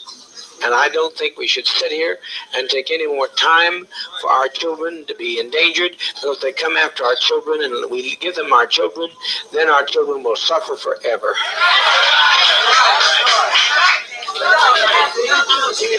I have no quarrel with you coming up. I like you. I personally like you very much. These people get hostile when you try to... Oh, well, some people do. But you just some people do. Put it that way. I'm not hostile. You have to be honest, and you say that if you want to run, you'd run with them, because anybody could have run today, they would want to. I know you're not a runner. And your life is precious to me. It's as precious as John's. And I don't, what I do with weight and justice and judgment. I've weighted against all evidence. Yeah, that's all I got to say. What comes now, folks? What comes now? It's almost like he kind of leads them to think that it's their choice, what comes now, what comes next, kind of thing. Right, but at the very beginning, you can see the crowd is with him. Right. The mass group is with him. So anybody who's even thinking of dissent knows that they're basically surrounded by hundreds of people that are with the cause. Right. And Christine Miller, the one that was the agitator, was the only one to speak up and try and say, let's think of something else. Let's find a solution. Right. And that was the one at the beginning. That was like, that said only a few had left that they could. Yeah. Where where there's life, there's hope. Yep. Okay. That was up at the beginning. Yep. I remember that part. Say peace. Say peace. Say peace. Say peace. Say peace. Say peace. What's coming? Don't let that. Just take Dwyer on down to the East House. Pause. Be quiet, please. Pause. Okay, so he said Dwyer. Dwyer was the People's Temple attorney. Okay. He did not want him interfering with what was going on, so he was going to be locked in the East House, away from the pavilion, and unable to basically try and leverage any weight or convince these people of another option, legal or otherwise. Okay. So was he one of them that made it out? Yes, because he was locked up. He was not considered a temple member. Right. His, Okay. his papers are currently stored at the San Francisco Historical Society. Oh wow. So that's interesting. We've got some respect for our lives. That means sit down, sit down, sit down. I know.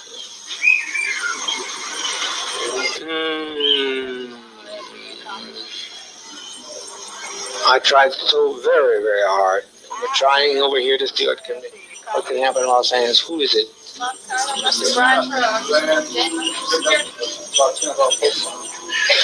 Get Dwyer out of here before something happens to him.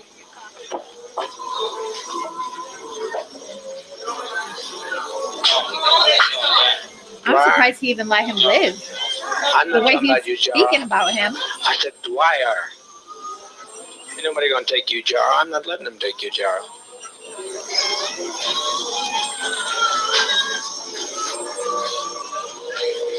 Gather in, folks. It's easy. It's easy. Yes, my love. At one time, I felt just like Christine felt.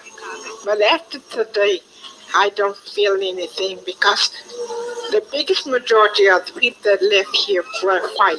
And I know it really hurt my heart because Broke your heart, didn't it it? broke my heart to think that all of these years that these white people have been with us and they're not a part of us. So we might as well end it now because I don't see. Talking. The congressman has been murdered. Pause. Pause. Okay, so right there, now they know that the congressman's been murdered. So they're not sure yet if the plane has gone down. No information has come out about that. And as for you, Out of the Shadows, Ginger, Kool-Aid, don't drink the Kool-Aid. Yes, that's where it comes from. But really, it was Flavor Aid. It's, they had both Kool-Aid and Flavor Aid, but it was Flavor Aid that it was mixed with. It's a common misconception. But people refer to it as don't drink the Kool-Aid. That's where that saying comes from. Mm-hmm. Right. But it was really Flavor Aid, not Kool-Aid. Sorry, guys. Long night. Okay.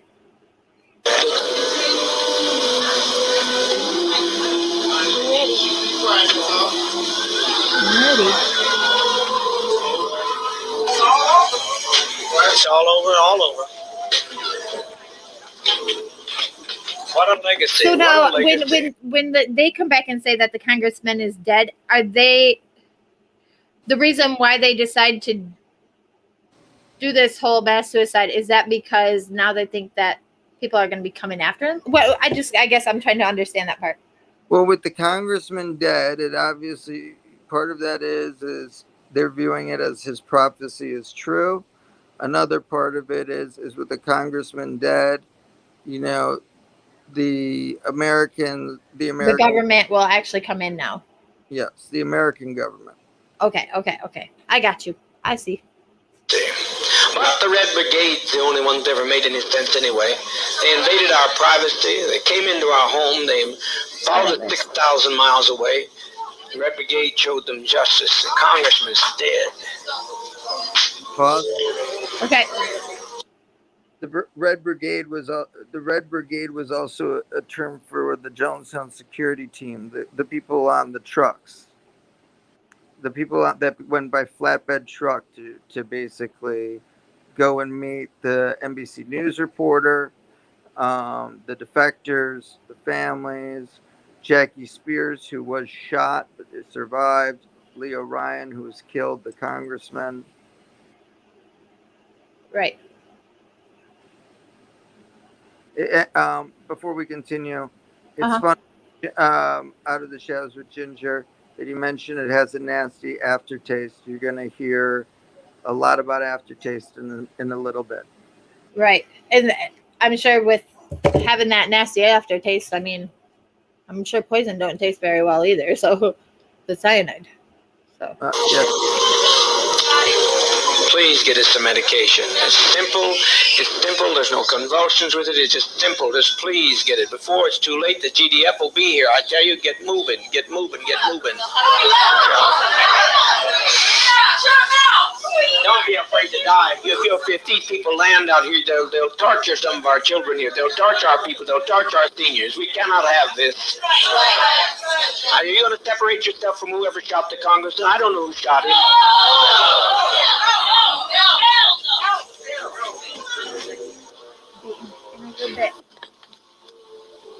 Speaker Pete and those had a right to go, and they had a right to. How many are dead? Oh, God Almighty, God Almighty. Patty Parks is dead.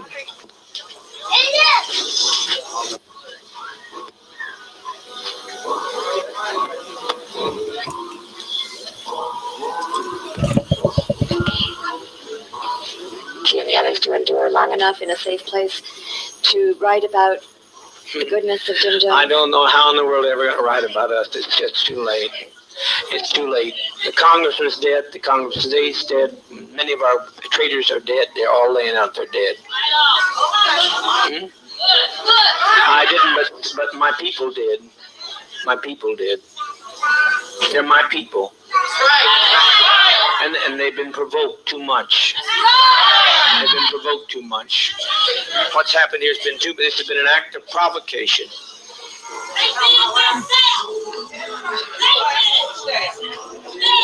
Do you have any questions about that, Ginger? That maybe he can answer? The Red Brigade?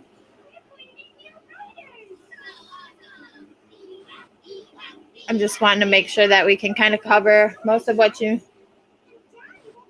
can answer if there's anything. I didn't know that there was a Red Brigade there either.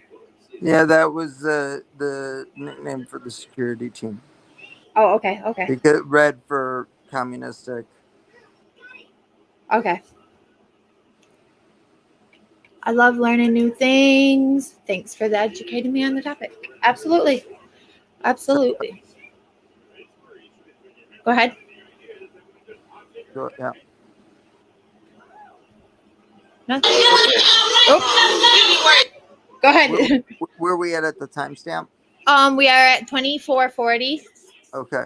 We're coming up, I think it's around 26. Okay. So at 26, Jason had discovered somewhere around 26:30, right, or 26 or 30. I have the exact numbers written down, but because it's a long day, I didn't want to go and dig it up. Right. Do you want to explain what that is that you're talking about? Okay, so there's a line missing from the transcript. So we know the congressman's dead at this point. Somebody's going to approach the pavilion. It's not Wesley directly.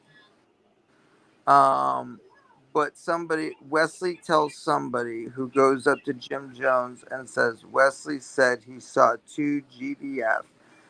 And then you're going to hear the microphone kind of get muffled and cut off for a second. And then you'll hear him talk about the GDF some more.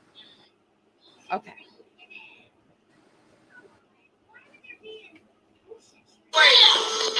If it's any way possible to have them to give Ted something to take him, I'm satisfied, okay? What's that?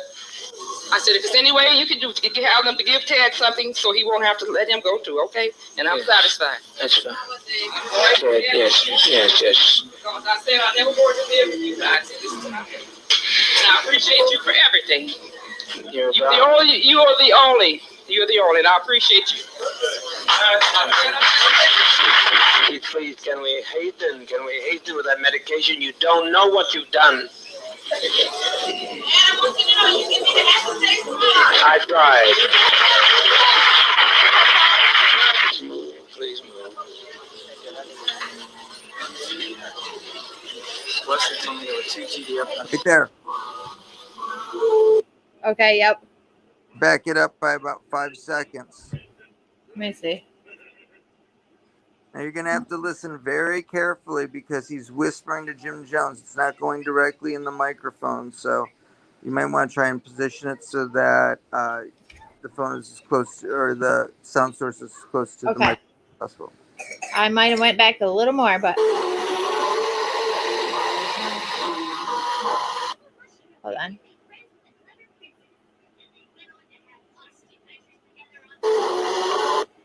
There we go. I had to go back a little bit further. I don't know how in the world they're ever going to write about us. It's just too late. Pause a sec. It's too late. The I had to Congress back is it dead. up a The little bit Congress more. is dead. Pause 1 sec. There's a lady who says, do you think someone can endure in a safe place to write about the goodness of Jim Jones? Uh-huh. So even at this point, even with the fact of suicide being on the table, the people still think that he is a good man. Right. And that's really important because now that they're going to be committing suicide, who's going to write about Jim Jones?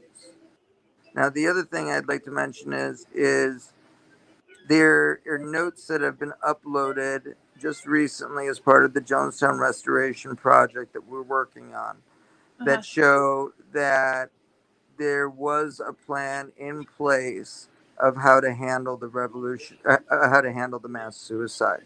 And it was written before the congressman ever got there, by not hours, not days. This was a planned thing for a while. Wow. All set? Go ahead. Okay. We're at 24:12. We went back a little ways so that way we could get it all in. They're all laying out there dead.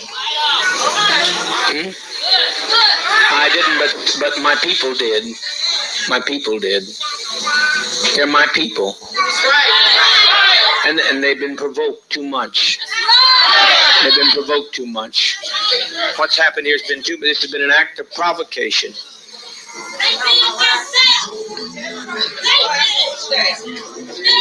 Yes.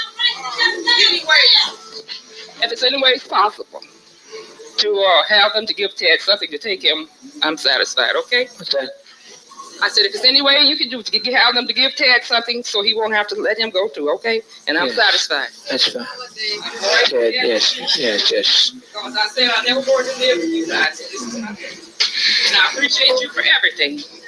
You're the only. You are the only. You're the only, and I appreciate you. Please, can we hasten? Can we hasten with that medication? You don't know what you've done. I tried. Move, please move. Wesley told me there were 2 GDF.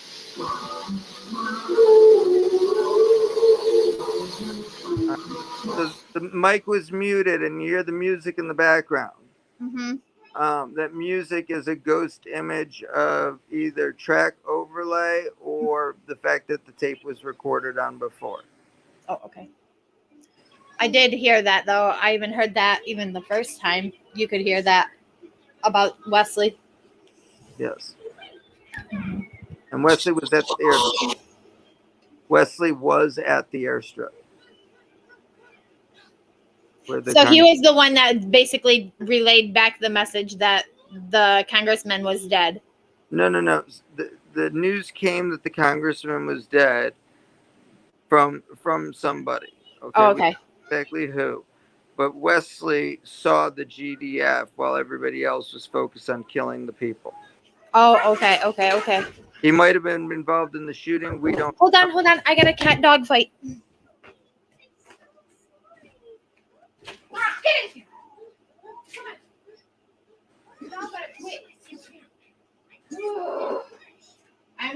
Sorry, guys. Clearly, my mom's dog is not getting along with my cat. Sorry. No problem. Like, they shut my bedroom door and all. They were going at it. All right.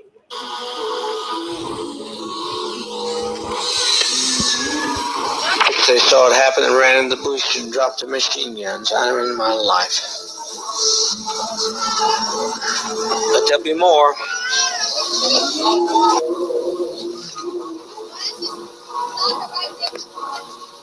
You got to move. Are you going to get the medication here? You got to move. Marcelin, in about 40 minutes. You have to move, and the people that are standing there in the aisle go stay in the radio room yard. But everybody get behind the table and back this way, okay? There's nothing to worry about. Everybody keep calm and try and keep your children calm. And the older children can help love the little children and reassure them. They aren't crying from pain. It's just a little bitter tasting. They're not crying out of any pain. Annie McGowan, can I please see you back? I used to do before I came here. So let me tell you about it. It might make a lot of you feel a little more. So she mentions the fact it's bitter. You can see already that, you know, they're not crying because of pain. It's just bitter. They've already started administering the medication. Right. To the children. Mm-hmm. Right, okay. Mostly more comfortable. Sit down. Mostly the infants at that time. Okay. Quiet, please. One of the things that I used to do, I used to be a therapist. And the kind of therapy that I did had to do with reincarnation and past life situations. And every time anybody had the experience of going into a past life, I was fortunate enough through Father to be able to let them experience it all the way through their death, so to speak. And everybody was so happy when they made that step to the other side. When you step, there's no other thing you can do but step that way. It's the only way to step. The choice is not ours now. It's out of our hands. If you have a body that's been crippled, suddenly you have the kind of body that you want. A little rest. A little rest. It feels good. You've never felt so good, family. I tell you. You've never felt so good is how that feels.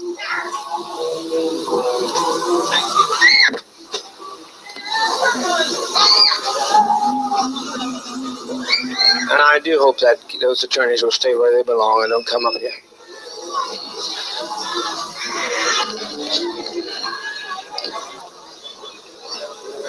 What is it? What is it? Get what? It's hard. It's hard. Only at first. Only at first is it hard. It's hard only at first. Living, you're looking at death. It's only living is much more difficult. Raising up every morning and not knowing what's going to be the night's bringing. It's much more difficult. It's much more difficult. I just want to say something to everyone that I see that is standing around and crying. This is nothing to cry about. This is something we should all rejoice about. We should be happy about this. They always told us that we should cry when you're coming into this world. Well, when we're living and we're living it peaceful, I think we should be happy about this. I was just thinking about Jim Jones. He just has suffered and suffered and suffered. He is the only God, and he don't even have a chance to enjoy himself here. And I wanted to say one more thing. This is one thing I want to say. That few that's gone, there's many more here. That's not all of us. That's not all yet. That's just a few that has got a chance to get to the one that they could tell their story to, their lives to. So I'm looking at so many people crying. I wish you would not cry and just thank Father. Just thinking. I've been here about. You could definitely tell like the audio sounds from like the changes from then till now. Oh yeah, well this is all recorded on analog. The original tape, remember this is not the original tape you're hearing because the original tape that we have was released on a cassette tape. The tape that this was recorded on was a reel to reel, so it was dubbed at least once before the FBI got or before it was ever released. And you know, we don't know how many times this specific copy has been dubbed and dubbed and dubbed. So there is going to be some distortion, and we know the tape was reused because we can make out music tracks that are hidden in it. So Then I'm sure they didn't have probably very many of them. surprisingly, there were several. Really? The mystery tape is labeled Q872. There were thousands of tapes found. Jim Jones recorded basically everything. All right. I'm sorry. You got me curious, so I'm gonna write down this number, this Q872. It's also known as the mystery tape. The reason it's called the mystery tape, since we're talking about it right now, is everybody at Jonestown would have been dead at the time the mystery tape was created. And it was found with all the other tapes in Jonestown. Now, we have a hypothesis of where the tape was, but we have no guarantee of it. Some people like to view this tape as proof of government insight, influence, everything else. But the most likely explanation for the tape is it was recorded because history, the history of it, and a GDF soldier accidentally left it there, or somebody else left it there. The recording basically of the actual broadcast that first announced the deaths at Jonestown. So it came out at least 6 hours after everyone should have been dead. Okay. It might be 873, but it's in the 870s. I know that for a fact. Okay. I'm gonna go ahead and pause it. I'm gonna play this and I'm gonna run. He wants oatmeal now. I knew it was coming. So, I'll be right back, okay? I've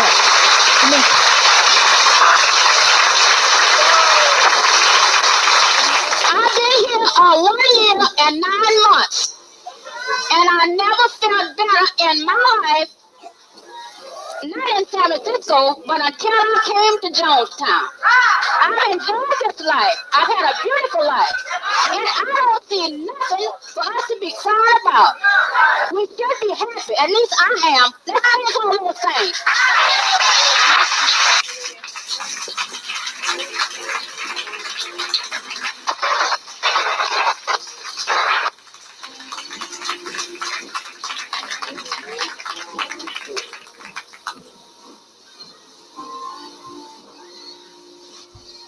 Wouldn't be alive today. I just like to thank Dad because he was the only one that stood up for me when I needed him. And thank you, Dad. I'm glad you're my brothers and sisters, and I'm glad to be here. Okay. Please, for God's sakes, let's get on with it. We've lived as no other people have lived and loved. We've had as much of this world as you're going to get. Let's just be done with it. Let's be done with the agony of it. It's far, far harder to have to watch you every day die slowly. And from the time you're a child to the time you get gray, you're dying.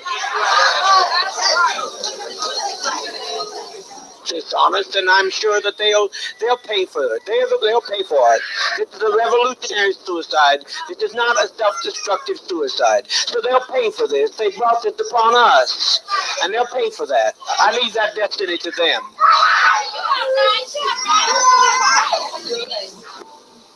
Who wants to go with their child has a right to go with their child. I think it's humane. I want to see you go, though. They can take me and do with me whatever they want to do. I want to see you go. I don't want to see you go through this hell no more. No more, no more, no more.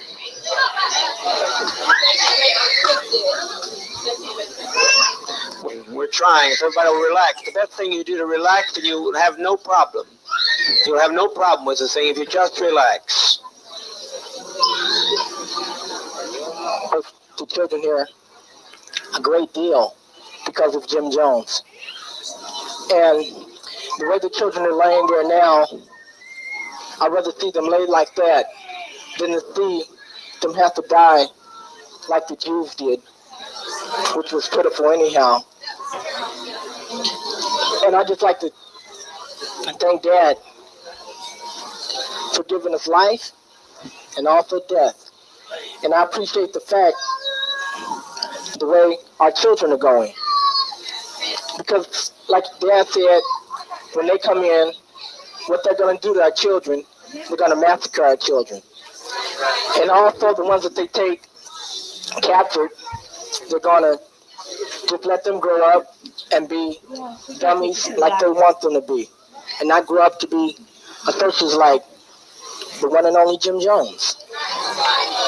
So I'd like to thank Dad for our opportunity for letting Jonestown be not what it could be, but what Jonestown is. Thank you, Dad.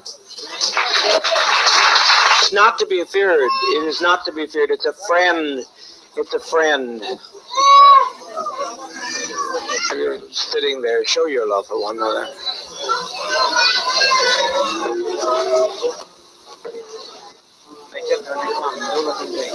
Let's get calm. Let's get calm. To us, we had nothing we could do. We can't separate ourselves from our own people.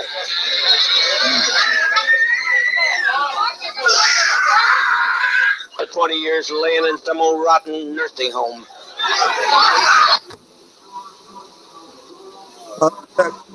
Okay, pause here. Yeah. Sorry, y'all. He's got a bad cough. He seriously just came down with it yesterday. Ooh. Yeah, and it's that bad. I'm like, yeah, I'm definitely going to have to take him in. Yeah, well, best wishes on that. Yeah. One thing that was noted that while you were on pause was a person saying, I'd rather see the children lying there. So basically they were instructed to take the poison and lie down. Moms could take it with their children, etc. Now, he's claimed that this was a clean. Oh, I was trying to let Jet's mom know that I was gonna. She's like, can someone call her phone? Oh. Stop it! That's not fair. She's just told me to go to bed. Is that what you wanted me to call you for? My phone left my sheets. You what? I couldn't find my sheets. Oh. Go to bed. Okay, after we're almost done. We're almost done. Then I will. Not really. Then I gotta take my son to the doctor. I'm just kidding. I know. I'm listening. Yeah, you hear him? I'm going back to bed. Okay. Night. So they're already seeing the babies now. Here's the thing: when they practiced the white knight thing, they would take what they thought was poison. Mm-hmm. They would be fine from it, and it was done as a test. Mm-hmm. But the effects of cyanide causes convulsions, even though they added other medications to try and reduce that fact. So when you start seeing people foaming at the mouth and convulsing, this has now become real to them, that they've already started and nobody's going back. Okay. So continue? Yep. Okay. We got about almost exactly 10 minutes. Taking us through all these anguish years. They took us and put us in chains, and that's nothing. There's no comparison to this. They robbed us of our land, and they've taken us and driven us, and we tried to find ourselves. We tried to find a new beginning, but it's too late. You can't separate yourself from your brother and your sister.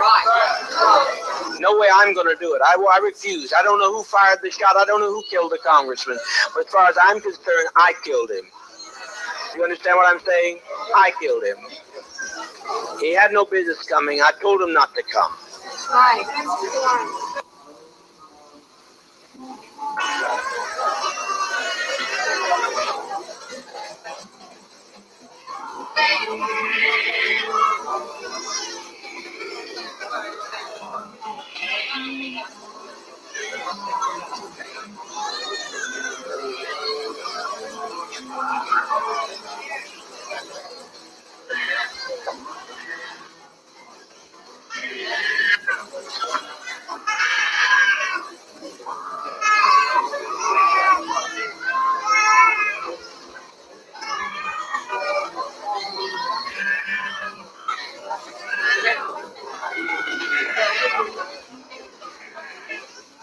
with respect, die with a degree of dignity. Lay down your life with dignity. Don't lay down with tears and agony. It's nothing to death. It's like Max said, it's just stepping over in another plane. Don't be this way. Stop this hysterics. This is not the way for people who are socialists and communists to die. No way for us to die. We must die with some dignity.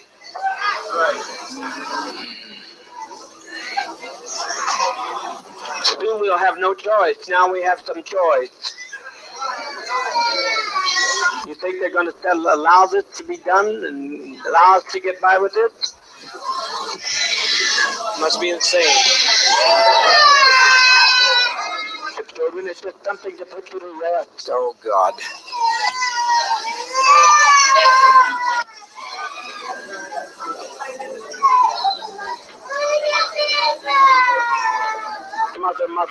Mother, please. Mother, please. Don't do this. Don't do this. Lay down your life with your child, but don't do this.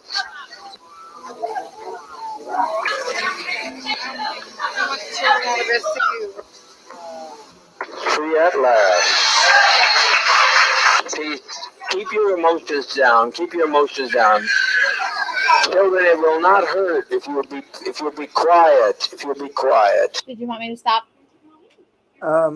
Sure, we can take a stop here. Okay. Okay. Do you have any questions before I say anything on it? No, go ahead and say what you gotta say. Well, I find it, you can hear the children crying. Mm-hmm. You can hear the people dying. It's anyone who has families, anyone who has... It is absolutely... No, you don't need no more right now. I just gave you some. Sorry, guys. Go eat your food. Sorry. It is absolutely heart-wrenching Mm-hmm. to hear this going on, to hear mothers basically holding their baby as syringes without needles are being injected with poison in their mouths. To have them take Dixie cups basically of poison and swallow it and lie down. One after the next after the next. Mm-hmm. And also remember the security team around the area. There was nowhere to run. They were zealots. They would be some of the last to die. Mm-hmm. All ready? Ready when you are. All right, let's finish her off.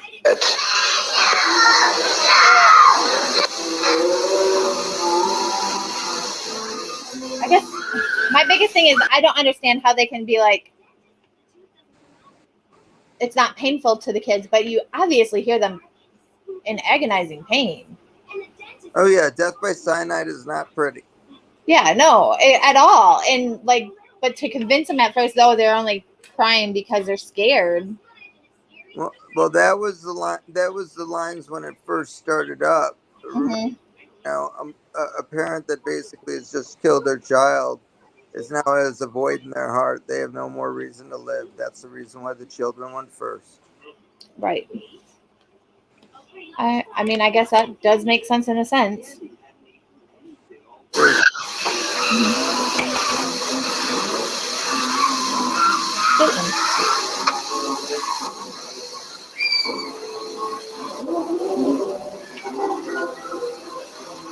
It's never been done before, you say. It's been done by every tribe in history.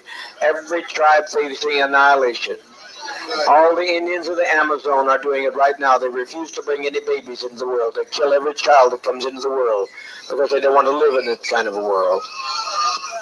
So be patient, be patient.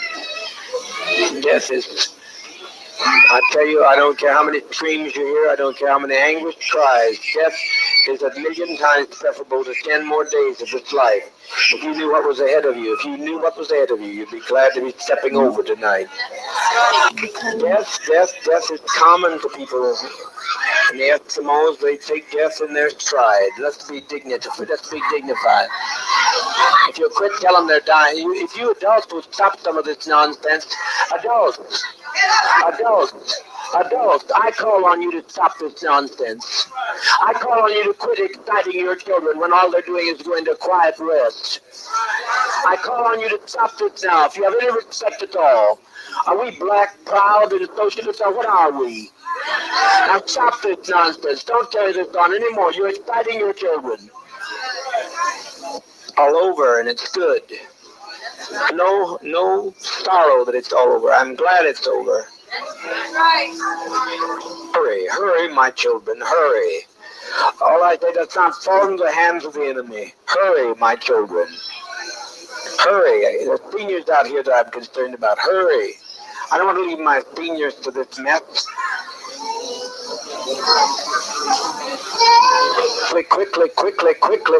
Quickly. Sisters. Good knowing you. No more pain, Al.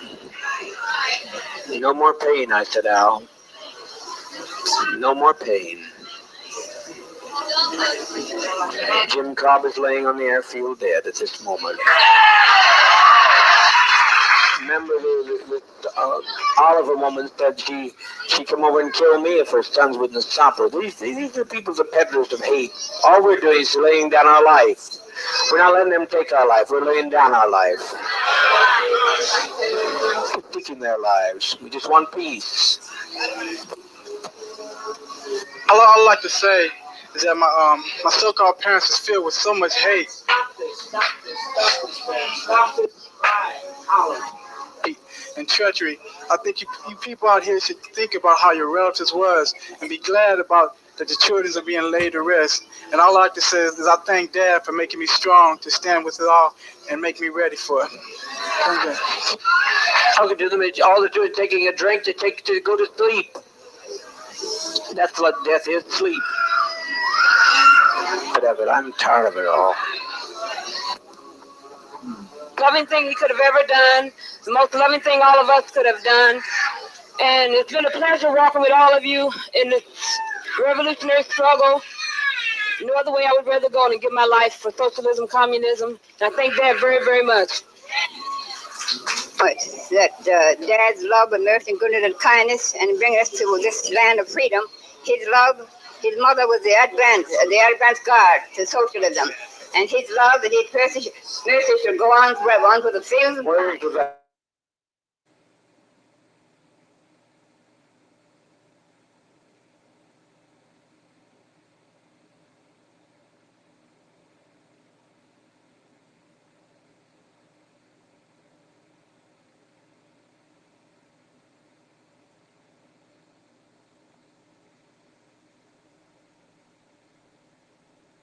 Did we lose audio?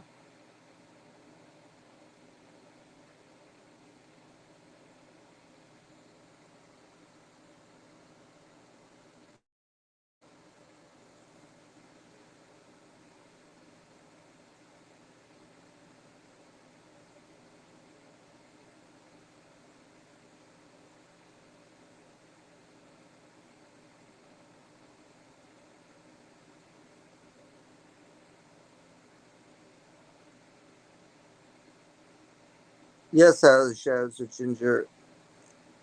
Cyanide is extremely painful. There were other drugs mixed in with the cyanide, sedatives, etc., to try and control a little bit of the convulsions. But it's a very bitter way to go, both in taste and effect. Some people's effect to cyanide is different than others, depending on concentration, body weight, etc. So some suffer for much longer than others.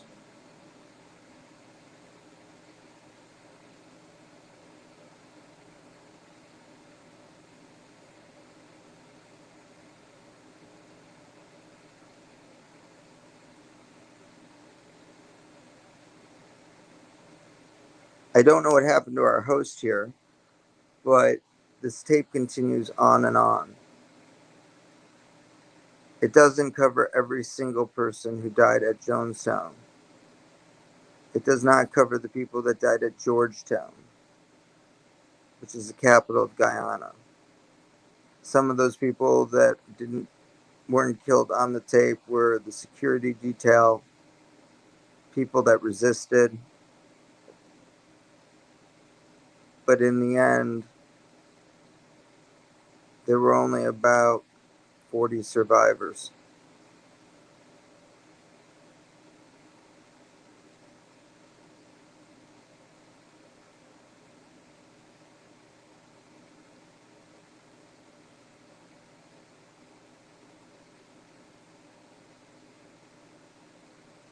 I'm going to stay with the channel here for a few more minutes and see if our host rejoins.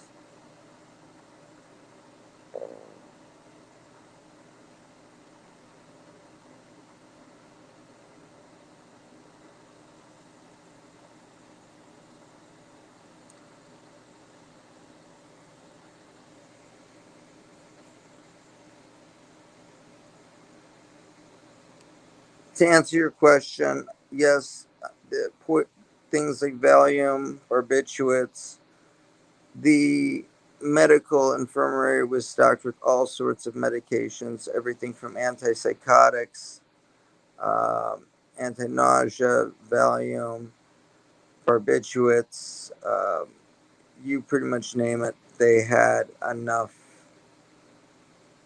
for many more people than those that died. And keep in mind the time frame they were under. The poison was mixed in, and they dropped as many pills and whatever else they could into the mix to basically control it. But the key thing is that they had to work on speed.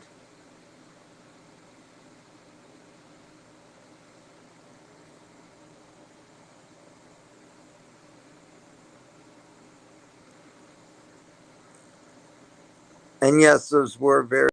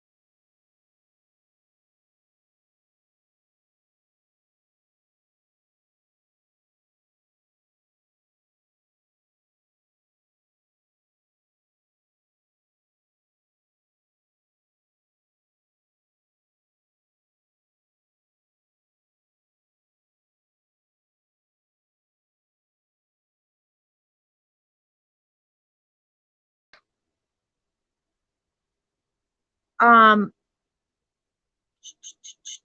know those were common and easily obtainable. Oh, did we lose Jason? Yes. There he is. Add to stream. All right, so I had to transfer over to my phone. Sorry, guys. I have no idea what in the heck is going on with my internet. I'm not sure if maybe an accident happened and it took out my internet.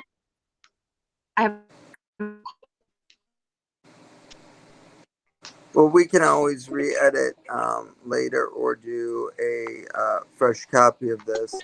Yes, to answer the question, no. Valium was easily obtainable.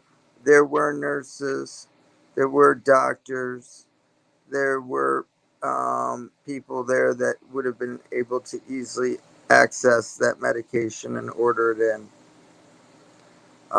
It was not difficult for them to get. Having doctors, having nurses on site made it easy enough to order in any kind of medication.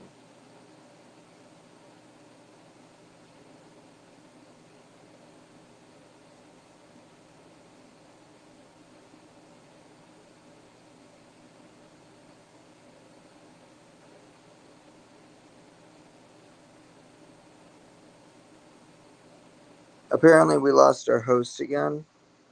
Perhaps we'll retry this again with fresh charges on her internet as well as sleep. I know both of us did not get very much sleep. Actually, no sleep.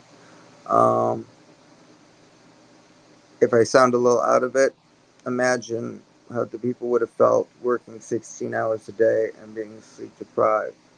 And they still had the energy to basically go through with this. It's very heavy. Also, if our host would like, I'd be more than happy to come back and discuss the deaths at Georgetown, the events leading up to what we are hearing today,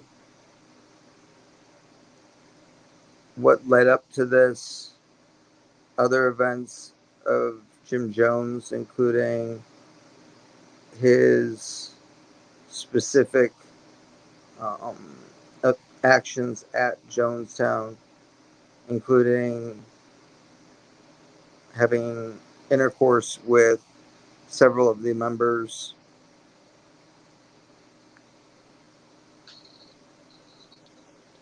Am I back? Okay. I hope I so. was just, Maybe. There huh? we go. Am I back? Yeah, you're back. I was just saying, both of us are Okay. tired. And imagine what these people were like 16 hours into it, into a day plus no sleep. And you can understand that these people still had the will to do so. There's many other events along with this. This is the one that most people are most interested in because of the horror. But Jim Jones slept with several of the people in town, some willingly, some unwillingly. Mm-hmm.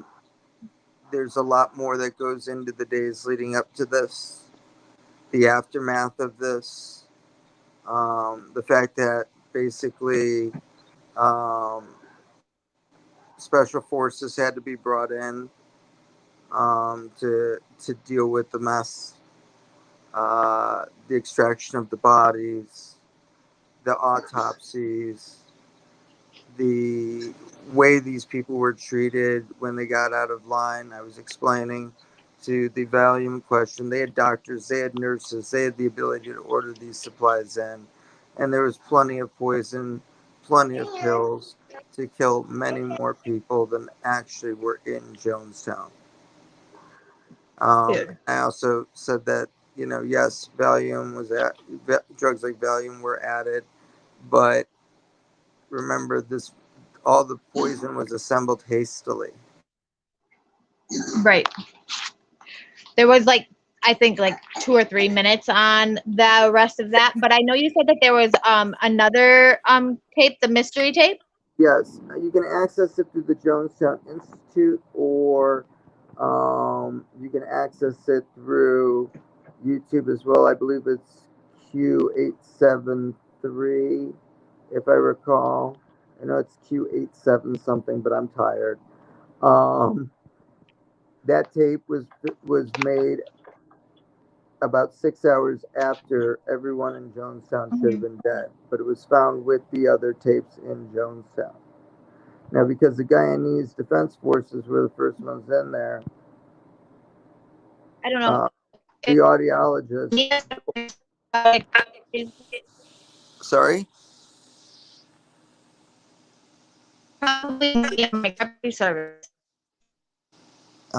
Say again?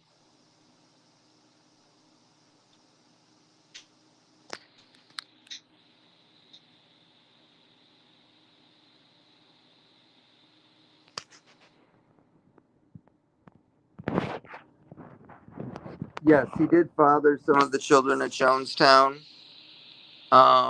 The Georgetown location was basically in the capital, and it acted as a logistics place for anyone coming into the country would be at Georgetown first and would be moved by boat to Port Katuma, which is where they'd be picked up and taken into Jonestown.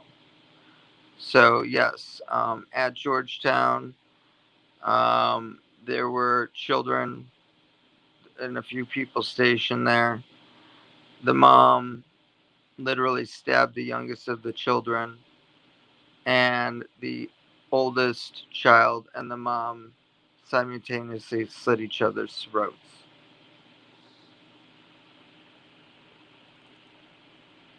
This is the concern that me personally I have with Jonestown and have had arguments with about whether another thing like Jonestown could ever happen again.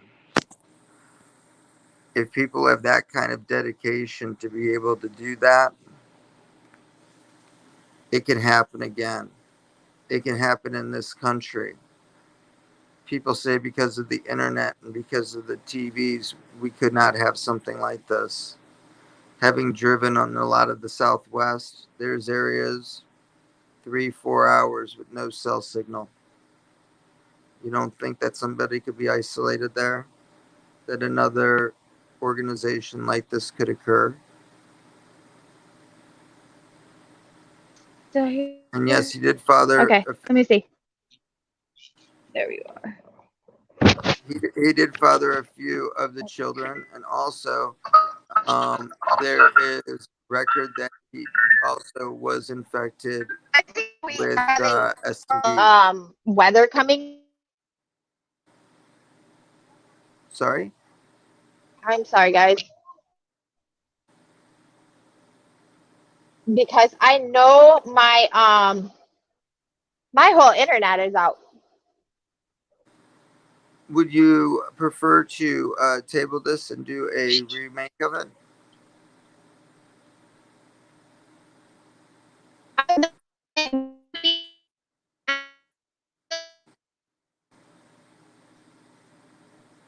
Yeah, your internet is definitely down. You're breaking up and stalling out.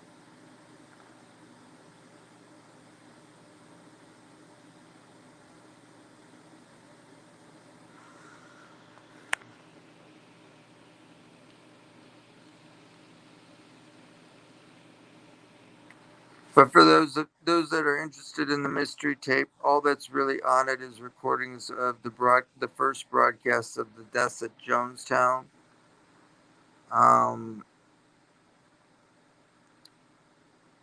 It was found with the other tapes. The tapes were not labeled. The label Q042, which is the death tape that we've been listening to, was put on the tape by the U.S. government. These tapes were not necessarily labeled in order. They were just cataloged as such. But there are many tapes that all go into it. Many pieces that.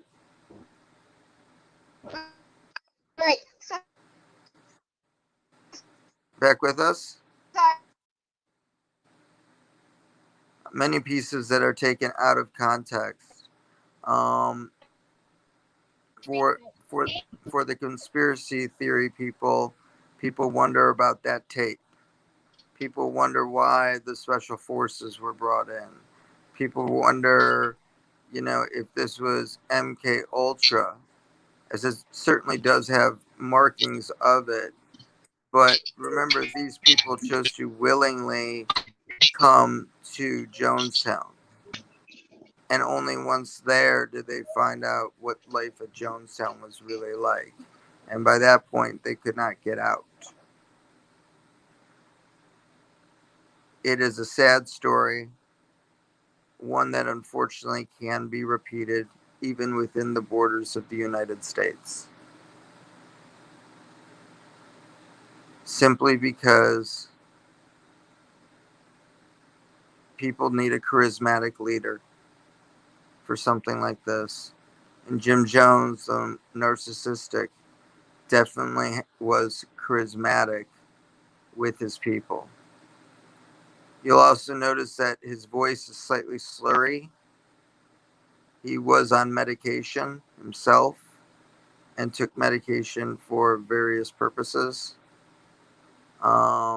Some of it shows up in the autopsy reports, which are again available through the Jonestown Institute. A list of the people that died that day, along with their pictures and their jobs, are at the Jonestown Institute on the frequently asked questions page. The people that died in Llama Gardens, which was the name of the house in Georgetown, can be found